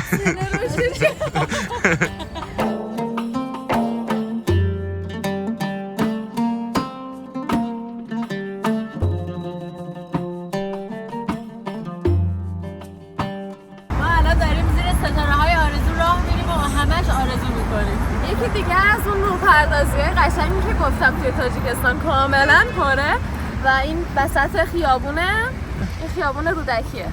مثل خیابونای اروپاییه تو ساختش که این ور اون ور خیابونه، وسط یه پارکه و رهگذرا میتونن پیاده روی کنن. آره راست میگی، مثل مادرید و بارسلونا و این من بارسلونا مخصوصا از این بولوارا داره خیلی. کلا مردم دوشنبه از نور و گل خیلی خوششون میاد و همه چیز به رنگ شاد هست. چیزهای تیره رو اصلا نمیپوشن. دوست می‌دارن. ماشیناشون هم اگه دقت کنید بیشتر رنگ‌های روشن هست تا تیره. پوشش که اصلا رنگ تیره نمی‌بینید. و یه زمانی وقتی ما مثل من الان یه حالا پوشش مشکی دارم، براشون خیلی خوشایند نیست. و براشون عجیبه که چرا رنگ مشکی. خودشون به هیچ عنوان استفاده نمی‌کنن. حالا صحبت از این رنگ شد. لباس شب ما ایرانی‌ها اغلب مشکی هست، ولی اینجا لباس شباشون همه پر از نگین و رنگ‌های شاد هست. هرچی نگاه میکنید همه نگین‌های رنگیه و فوق‌العاده درخشان و زیبا هستن. یکیش هم پشتون داره راه میاد. هنوز تو همون خیابون رودکی، ولی نورپردازی و تزیینات یهو تغییر کرد. اینجا دانشگاه ملیه توی خیابون رودکی. این ساختمانی که میبینین دانشگاه صنعت و طراحیه و این ساعت بالاش خیلی جلوه قشنگی داره. بغل این ساختمون نورانی. این ساختمون خوشگلی که میبینین سینمای وطنه یا سینمای خیلی قدیمی.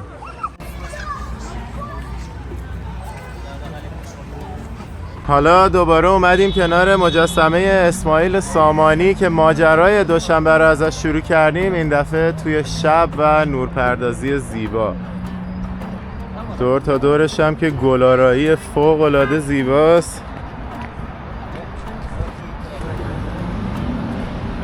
این همه زیبایی که دارین میبینین و باز هم میبینین تا روزی که هستید اینجا.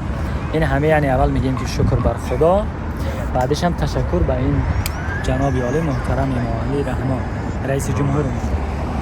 هرچی آبادی کرده این کس کرده. سلام. خوب هستین؟ نام شما چیست؟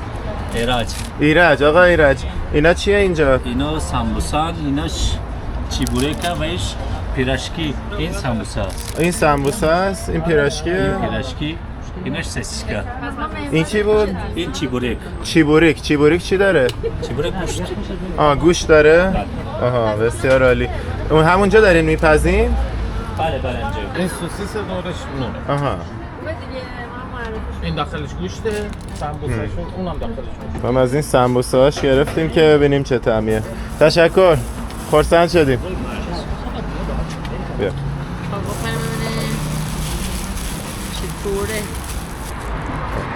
زیریه هم مال شماست. بریم داخل این مشروب فروشی فیلم بگیریم.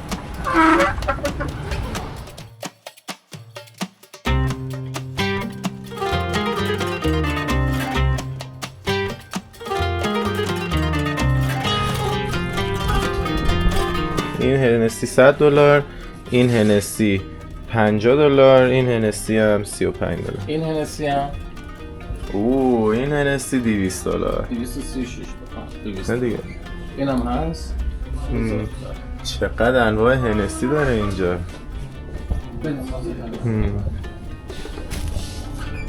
گینس تراوت هم داره.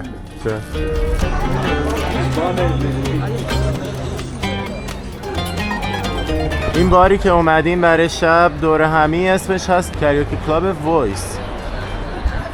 جالبه، داخلش کریوکی، طبقه پایینش کریوکی برگزار میشه. این هم فضای داخلی رستوران. برای فوتبال دیدن هم خوبه.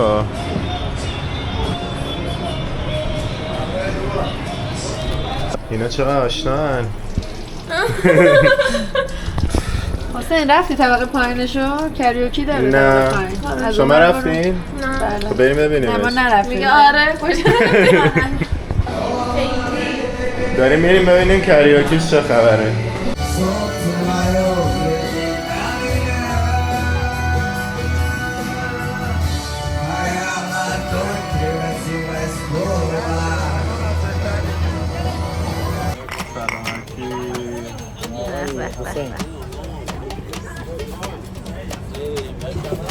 حسین.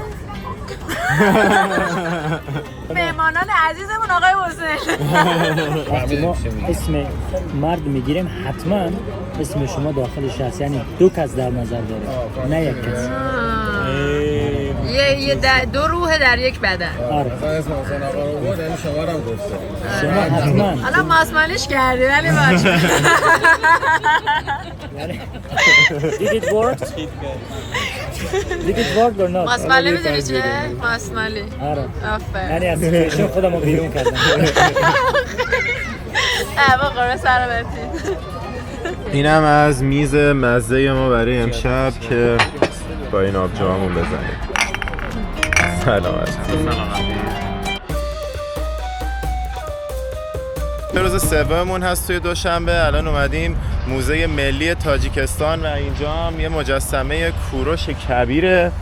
اینجا هم با خط خودشون نوشتن کوروش کبیر. ساعت 3 بعد از ظهر من دوباره از صبح تا بعد از ظهر داشتم کار میکردم چون که وسط هفته است و روز کاریه و مرخصی نگرفته بودم، ولی خوبیش به این بود که دیگه لازم نیست شب تا صبح کار کنم چون این هفته زیاد جلسه نداشتم.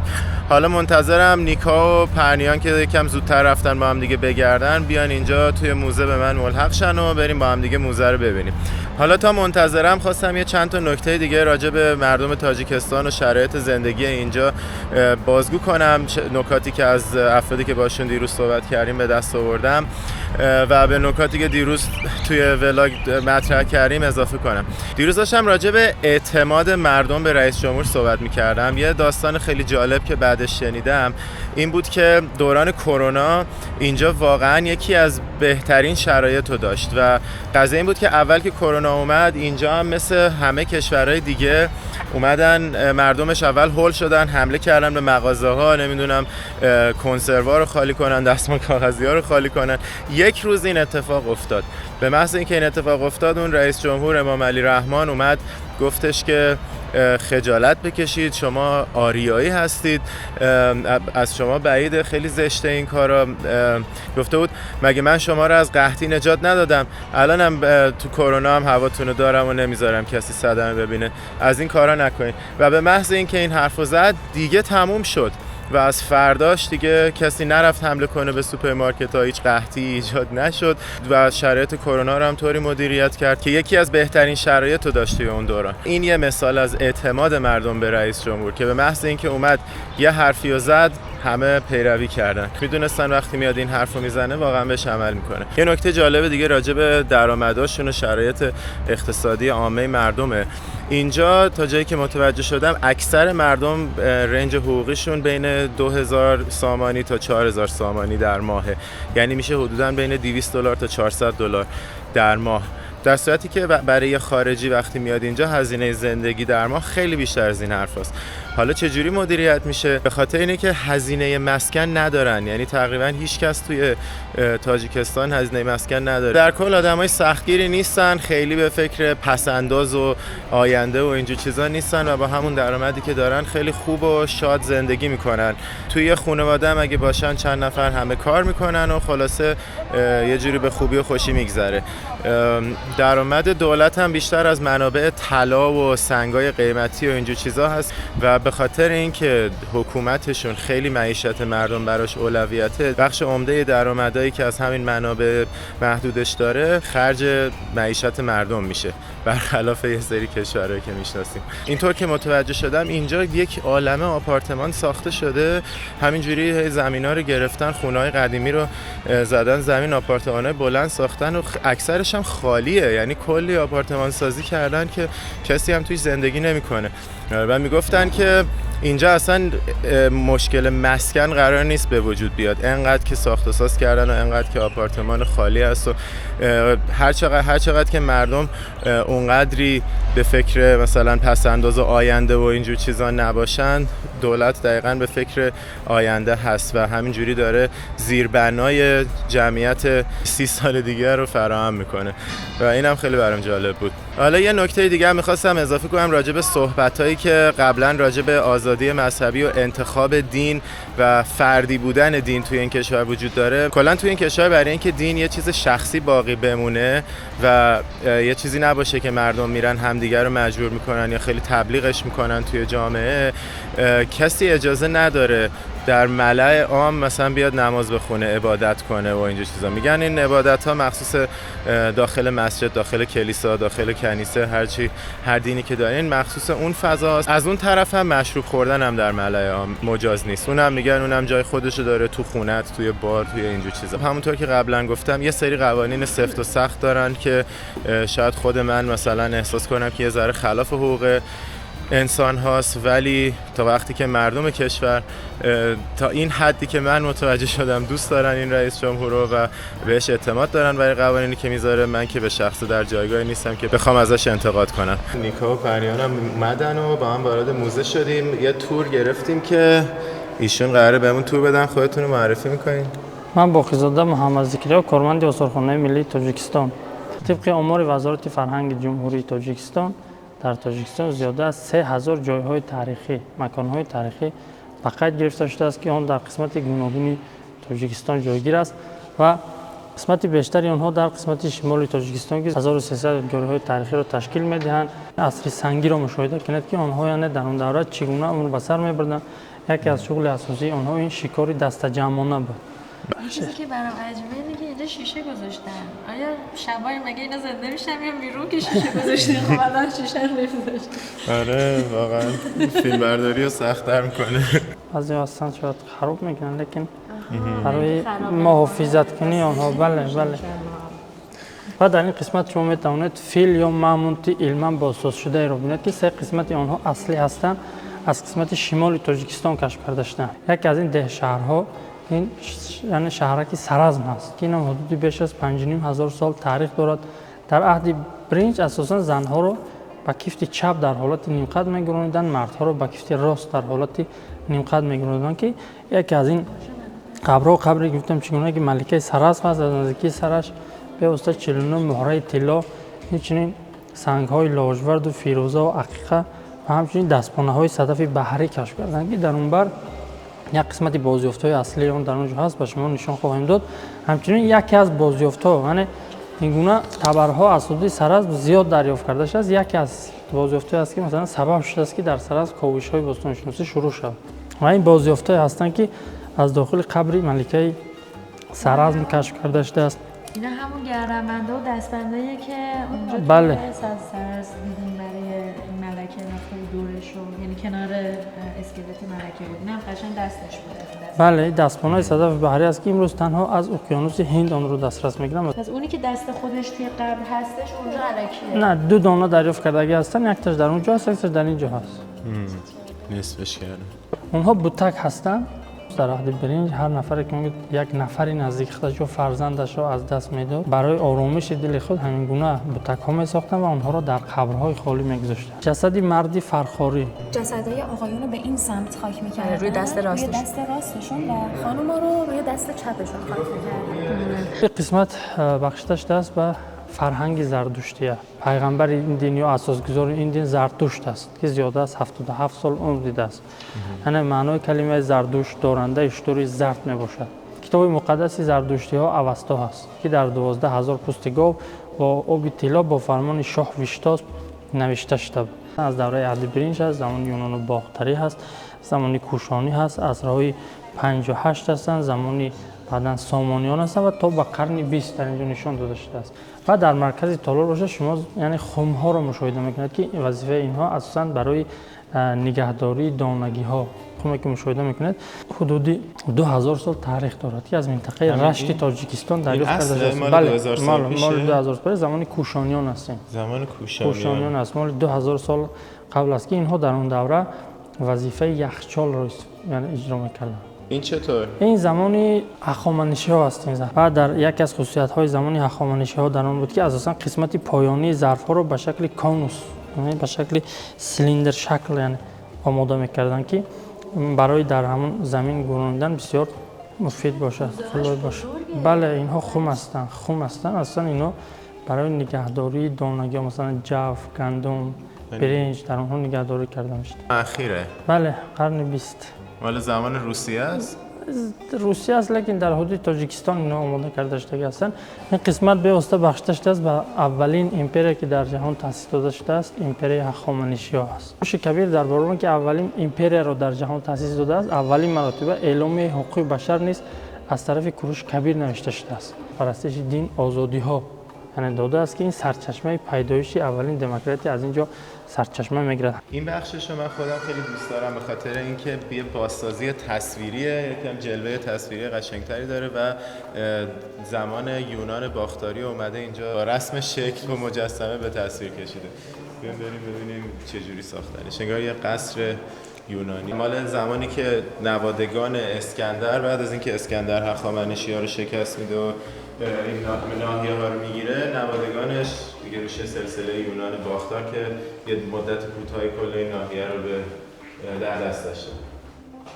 این تاج زمانی کوشانیان است، اصلش در آشیانه دیوم هست. اونا نسخه اصلش هست، این کپی است. این شاه وخشاور هست که یکی از حاکمان باختر هست. اینجا باشد یکی از شهرهای آباد زیبایی که در ساحل رود آمو یعنی امو دریا اساساً و مرحله جنگ باختری ها و یونانی ها نشان داده شده است که تمام اون آلات های جنگی که مثلا به مانند نیزه، شمشیر، سپر و اسب ها که در جنگ ها استفاده کرده میشوند با یک مهارت بلند تصویر کرده شده است و اینجا باشد معبد تخت سنگین نام دارد. این تصویری که شما مشاهده میکنید در اینجا یعنی یکی از قهرمان های خلق تاجیک با نام سپیتمن هست که بر ضد اسکندر مقدونی چقدر مبارزه ها برده است. کل این سالانی که الان وارد شدیم مربوط به دوران کوشانیانه. حالا کوشانیان کیه؟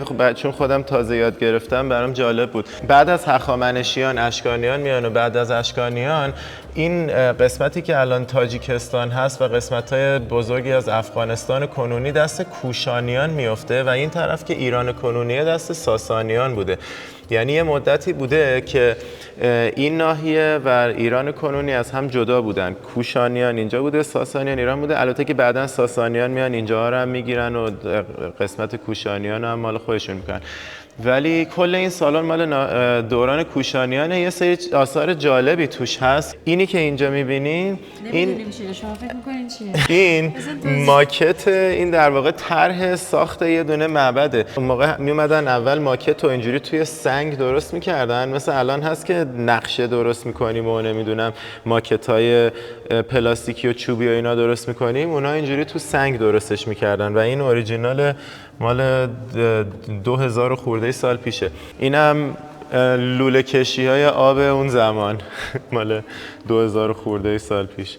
این مهر گردمند اصل هستش توی زمان کوشانیان و طرح روش یه آدمه، یعنی بالا تنش یه آدمه و پایین تنش یه اسبه که روی یاقوت سرخ حکاکی شده. خیلی جالبه. این همون موجود سنتار یا تو زبان تاجیکی کنتاره که توی هری پاتر و فیلم‌های افسانه‌ای خیلی دیده میشه و خیلی برام جالب بود که مال زمان کوشانیان بوده افسانش و این طرحش رو قشنگ روی این انگشتر 2000 اندی ساله میشه دید.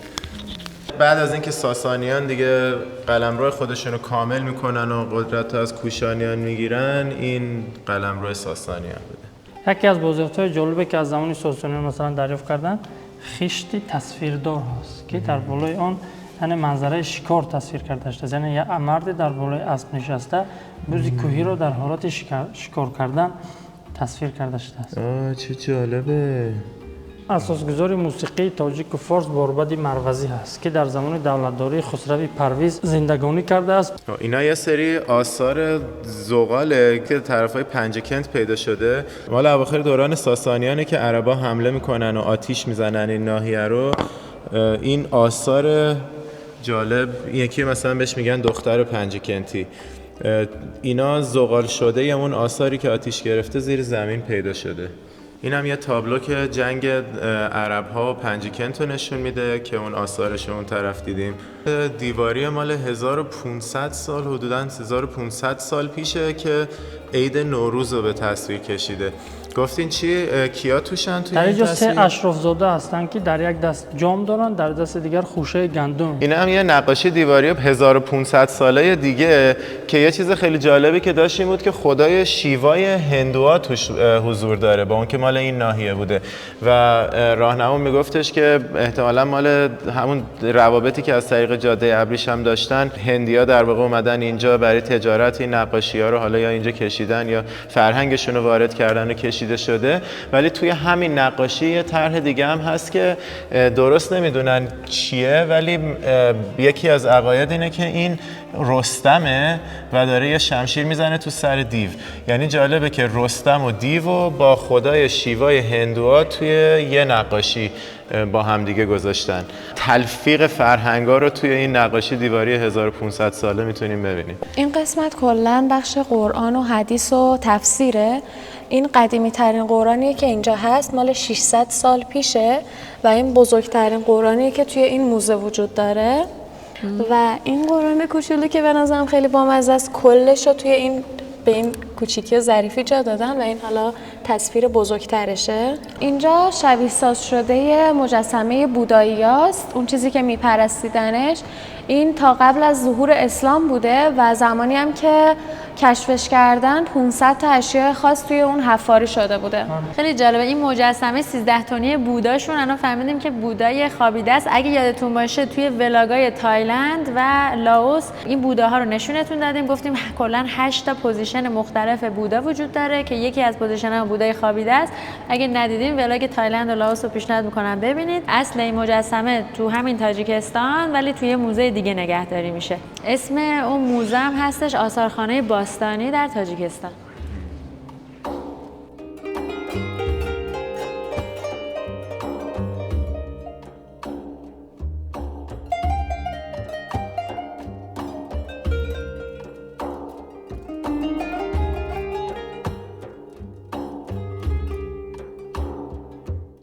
یعنی اساسگذار ادبیات کلاسیکی تاجیک و فارس ابو عبدالله رودکی در همین دوره زندگانی کرده است که از روی هنگامی که کاسه‌خانه سری ابو عبدالله رودکی را پیدا کردن و از نظر چهره گیرس می‌افت چهره او را سال 1958 برقرار کرد که تخمینا به همین شباهت داشته است. رودکی زیاده از 100,000 مصرع شعر گفته است که تا به زمان ما زیاده از 1000 بیت باقی مانده است. دیگر ابوالقاسم فردوسی هست که اینم فردوسی سالهای 1934-1020 زندگانی کرده است. در ما یعنی شاهنامه هست که به عصر 19 و قدیمترین شاهنامه ها در جهان در آثارخانه امروزه ایتالیا نگهداری کرده میشه. این ابو علی سینا است. بله، ابو علی سینا هست که اثر مشهور القانون فی الطب از این عمر خیام هست که در تاریخ او همچون ستاره شناس و یعنی روبایی نویس میشناسند. دیگر سیمای جلال‌الدین بلخی هست که اثر مشهوری او مثنوی معنوی هست. کمال خوجندی هست. کمال خوجندی هست که اونم غزلیات او رو مثلا زیاد. این دیگر حافظ شیرازی هست که اینم بله اثر او ساقی نامه هست. مثلا دیگر سیمای عبدالرحمن جامی هست. عبدالقادر بیدل هست. این بیدله؟ بله این بیدل هست. زیبون نسا. بله زیبون نسا هست. اینم اصلا اجازاتی و غزلیات است. دیگر شمس الدین شاهین است. شمس الدین محمد شاهین است. اینم از یک از اثرهای مشهورش لیلی و مجنون تحفه دوستان است. اینجا قسمت مردم شناسی و لباسای مناطق مختلف تاجیکستان، لباسای سنتیشون رو میتونیم ببینیم که من حالا از چند تاش فیلم میگیرم.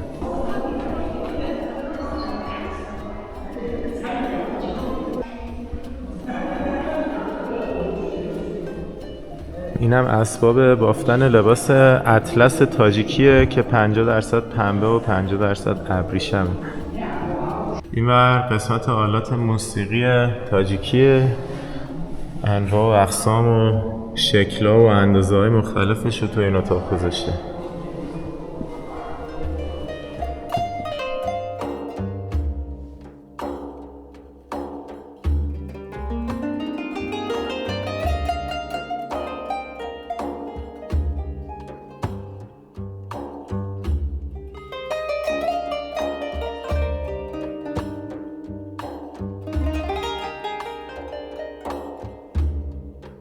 این مال سال 1906 ساخته شده.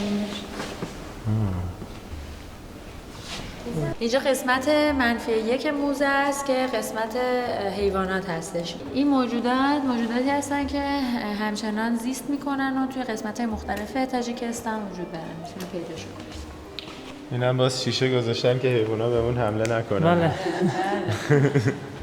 این قسمت تالاری گیالوگ هست و اون یعنی سنگ‌های قیمت بها و نیم قیمت بهایی که در حدود تاجیکستان یعنی دریافت کرده شدن از سببی که 93% تاجیکستان کوه هست، از همون خاطر در تاجیکستان یعنی سنگ‌های قیمت بها خیلی زیاد هستند. از 19536 برگ ساخته شده است که کارخانه‌های ارمغان‌سازی روخام نام دارد، ساخته شده است که از تمام سنگ‌های قیمت بها و نیم قیمت بها ساخته شده است که این طرح زیاده 600 کیلو وزن دارد.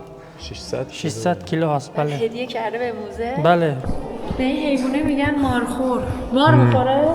نه، اندیشه محلی هست. شاخه‌اش شبیه ماره. بعد بهش میگن مارخور.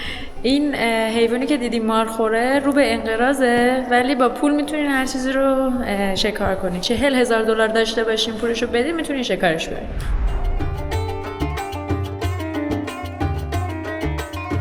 وای کاش میشد بوشو برای شما فیلم بگیریم، خیلی خوشبوه. با عجب دشت گلیه.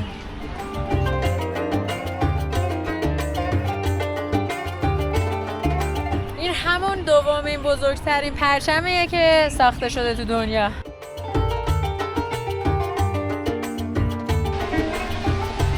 این کدوم شاهه؟ آکوامنه. این کی هست حالا واقعا؟ ای بابا این روسیاشون هم نمیشه خوند. پرنیا میگه تمام پارکاش پر گل رزه. واقعا هم همینطور بود. ما هر پارکی رفتیم پر گل بود. البته اینجا خیلی بیشتره نسبت به پارکایی که حداقل ما دیدیم. ولی یه چیز جالبی که پرنیا بهمون میگفتیم جور که جریمه‌های شدید به شدت بالایی گذاشتن برای کندن رز یا حتی چمن. شما یعنی همه گیاها سر تا سر دوشنبه همه جا گلکاری شده. حتی جلوی اون هیکل سامانی که یه مجسمه خیلی بزرگه هر روز میان گل میکارن. اگر یه تیکه گل کنده شده باشه افتاده باشه خودشونیا میگن که برش نداریم. این جریمه شنده؟ نه هنوز نکندم.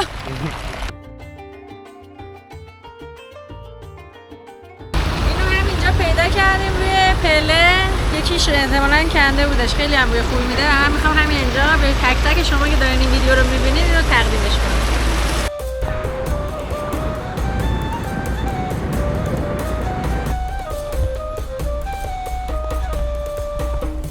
اینجا دانشگاه پزشکی دوشنبه است و همونطور که توی بخارا هم دیده بودیم اینم مثل همون جلوش مجسمه ابن سینا زدن، افتخار علمی ایران و ایرانی و همچنین تاجیکستان و ازبکستان البته، و اسم دانشگاهش هم گذاشتن دانشگاه پزشکی تاجیک ابن سینا.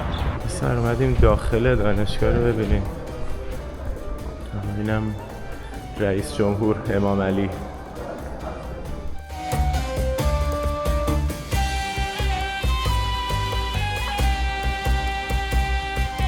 اینجا یه ساختمون سیرک مال دوران شوروی.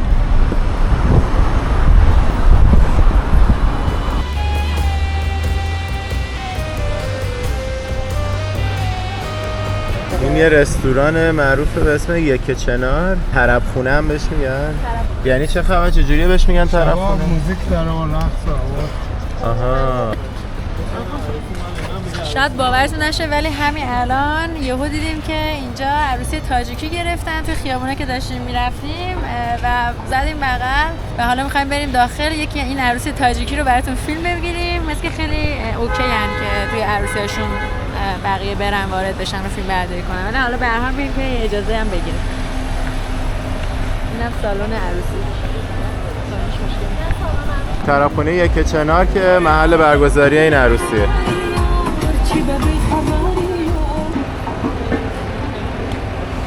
لباسای زیبای تاجیکی رو هم ببینیم، لباس شباشون رو.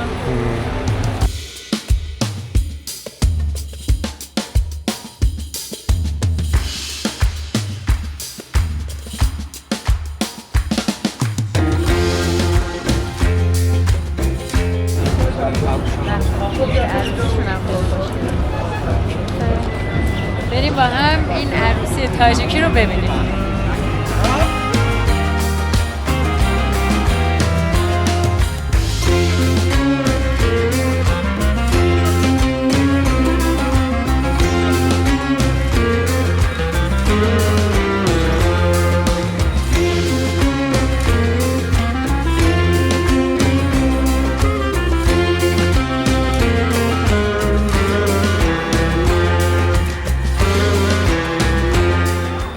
انشالله عروسی شما. خیلی ممنون.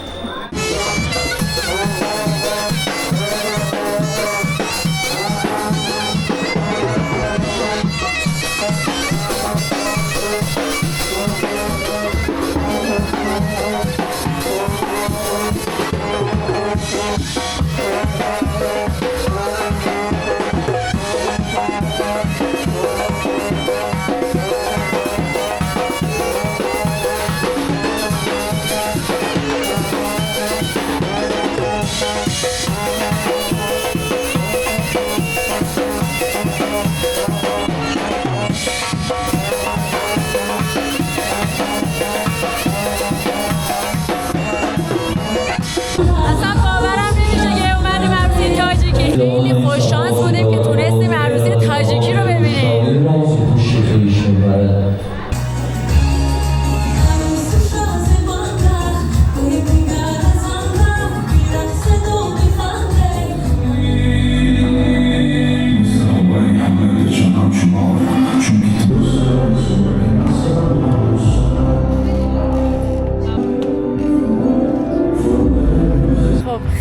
جالب بود عروسیشون دیگه. ما بیشتر از این نمیتونستیم، وقت نداشتیم بمونیم تو عروسیشون که بزن برقصا رو بگیریم، ولی همینجا در همین حد که تونستیم مدل سالن، مدل آرایش، مدل لباسای مهمانان رو ببینیم. خیلی جالب بود. تزیینات خوراکی پیش غذا خیلی عالی، پیش غذایی بود. مال خانواده مسلمونا بود به خاطر اینکه قسمت مردونه این ور سالن بود، زنانه اون ور سالن بود.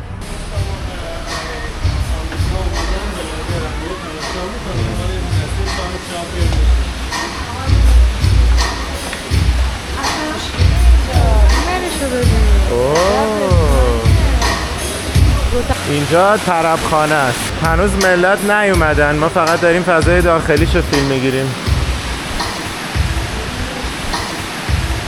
تازه داره میزا رو میچینه. این هم قسمت بارشه.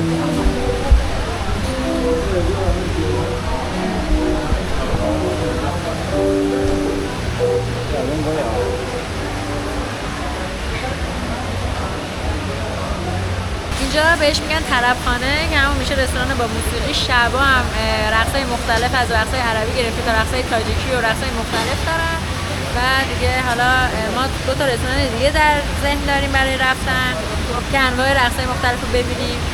متاسفانه دیگه به اینجا نمیرسیم، اما همینجا اومدیم ظهرش رو بگیریم و دیگه بریم برای مقاصد بعدی. آقا مهدی هم معرفی کنیم، داداش مریم جون هستن و توی نارک زندگی میکنن، درسته؟ بله، شهر نارک که قراره بریم ببینیم. حالا امروز اومدن اینجا که در خدمتشون باشین، در ادامه هم باز بیشتر باشون هستیم در ادامه سفر. سلامت باشید. تشکر. 10 سال تا 3-4 ماه دیگه میشه 10 سال. 3-4 ماه دیگه میشه 10 سال. ببین چه بهش چسبیده یعنی.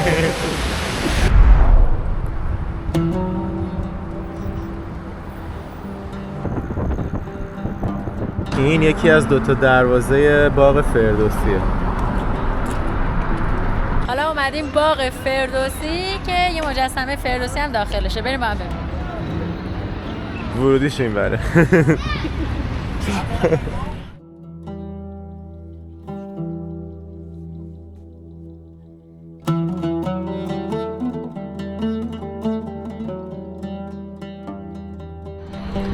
این هم مجسمه استاد فردوسی در پایتخت تاجیکستان.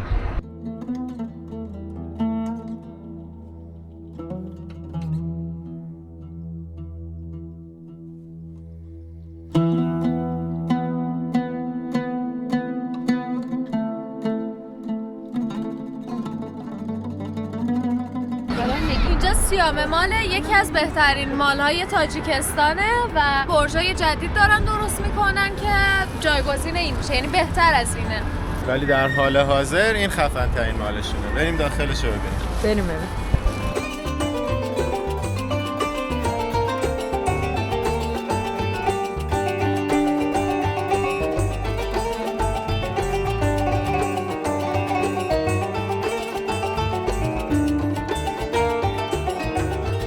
اینجا هم فودکورت طبقه بالای مال.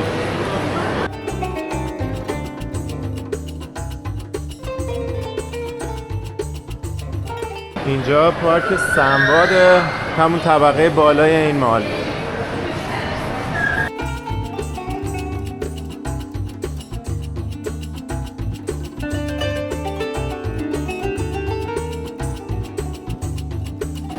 اومدیم اینجا مغازه گیلاس و من یه جفت کفش خریدم. کفش هایی که قبلیم که تو کل سفر آسیا استفادهش کردم، الانم باش اومدم اینجا دیگه تو کوههای اسکندرکول دیگه کلا زوارش در رفت دیگه. حالا یه کفش جدید خریدم بتونم استفاده کنم. اینم کفش اکوی فیک. شاید باورتون نشه ولی اینجا نوشته یاور. حالا میخوایم بریم این سوپرمارکت زنجیره‌ای یاور رو ببینیم.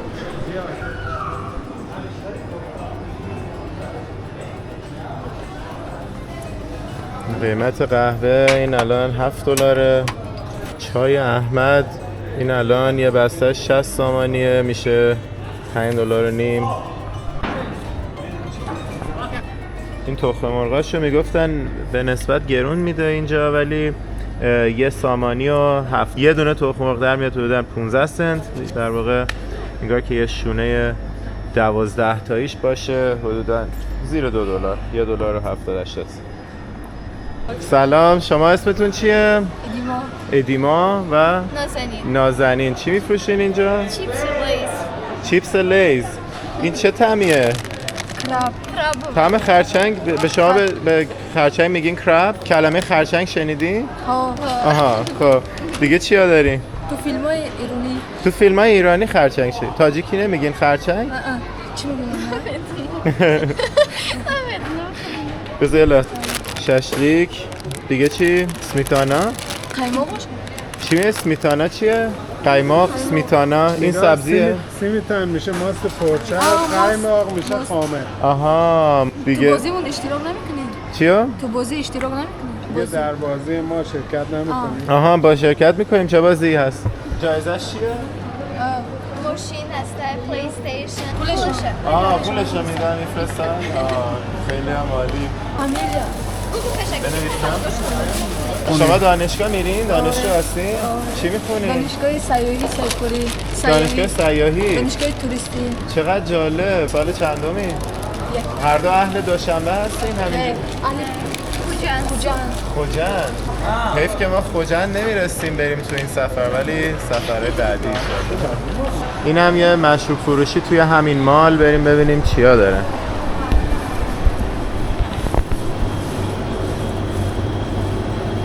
آبجوهای دونه ایشو میده 14 سامانی، $1.25.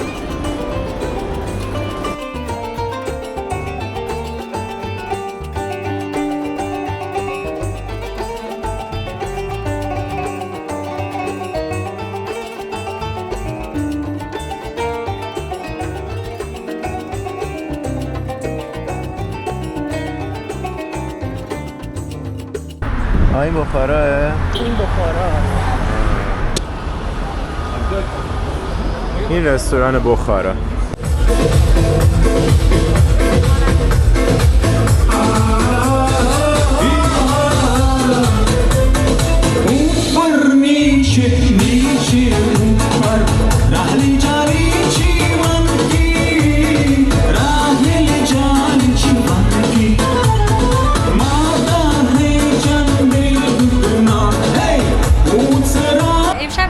رستوران رو ببینیم و بعد انتخاب کنیم کدوم رو بریم. یعنی رستوران هاپینگ می‌خوایم بریم. اینم بهار عجم. بخوری عجم. آره.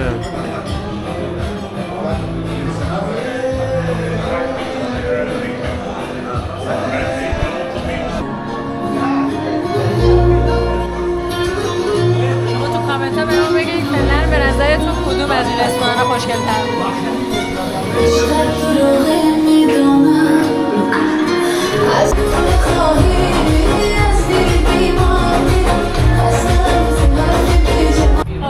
سومین رستورانی که اومد رستوران انزو هستش که میگن خیلی داخلش رو خرج کردن داخل این رستوران رو و میخوایم اینم ببینیم بعد تصمیم بگیریم که کدوم رو بریم. برو بریم.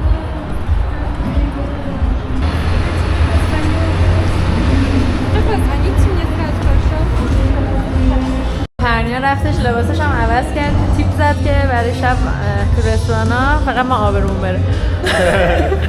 خیلی شیکه.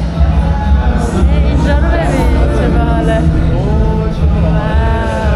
خیلی خوشگله. کله همه هنرمندا و دانشمندا و نمیدونم شخصیت‌ها رو زده اینجا. وای این رستوران فکر کنم از همه‌شون بهتر خرید.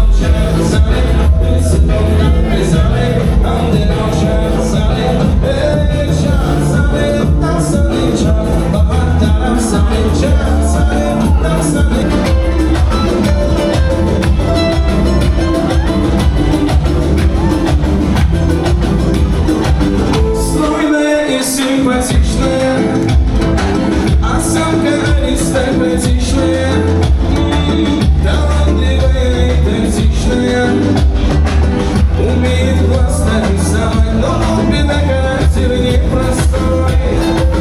День ото дня каприз очередной, ой-ой, никак я не могу ее понять.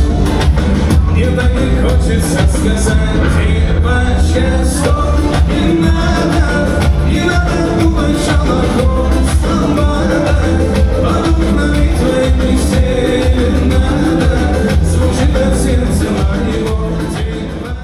در آخرش این سه تا رستوران رو دیدیم ولی اومدیم لاتینا. نمیدونم چی شد ولی آخر این انتخاب شده مثل اینکه دیگه این گزینه هم اضافه شد و داریم میریم توی رستوران برزیلی لاتینا.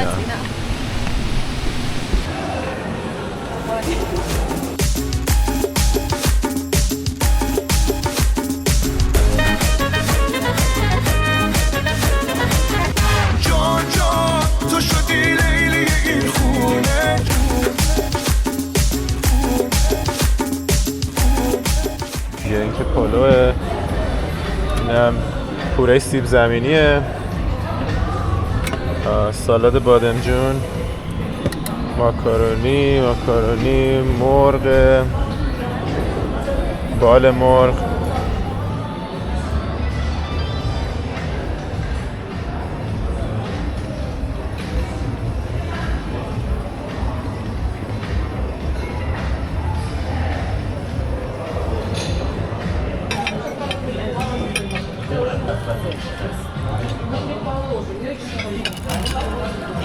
تشکر.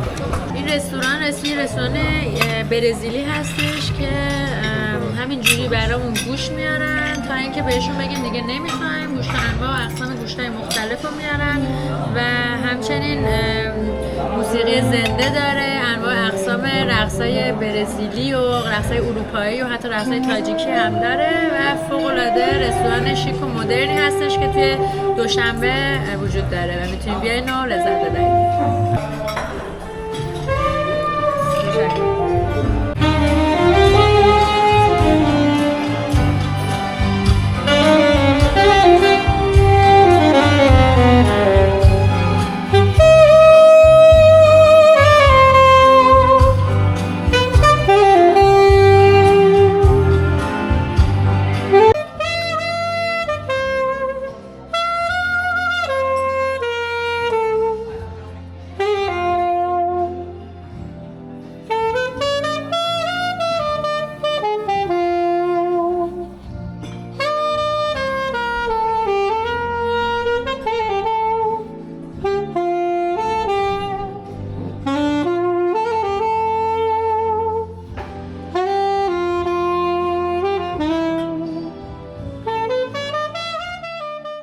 حالا بریم قسمت بیرونی رستوران رو هم ببینیم.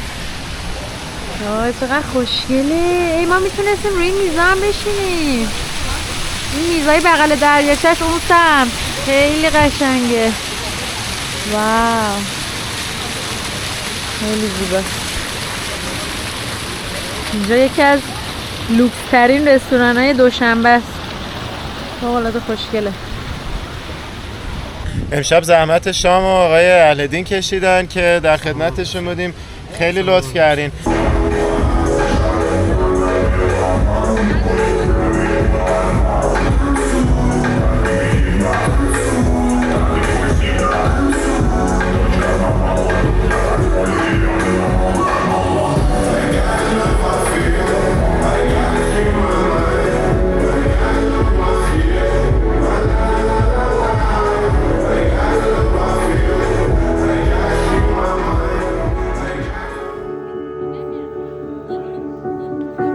تو مثل شابیته شعری که نمیاد وسط دفتر، تو مثل پرواز زیبایی روی بال بازه کفتر.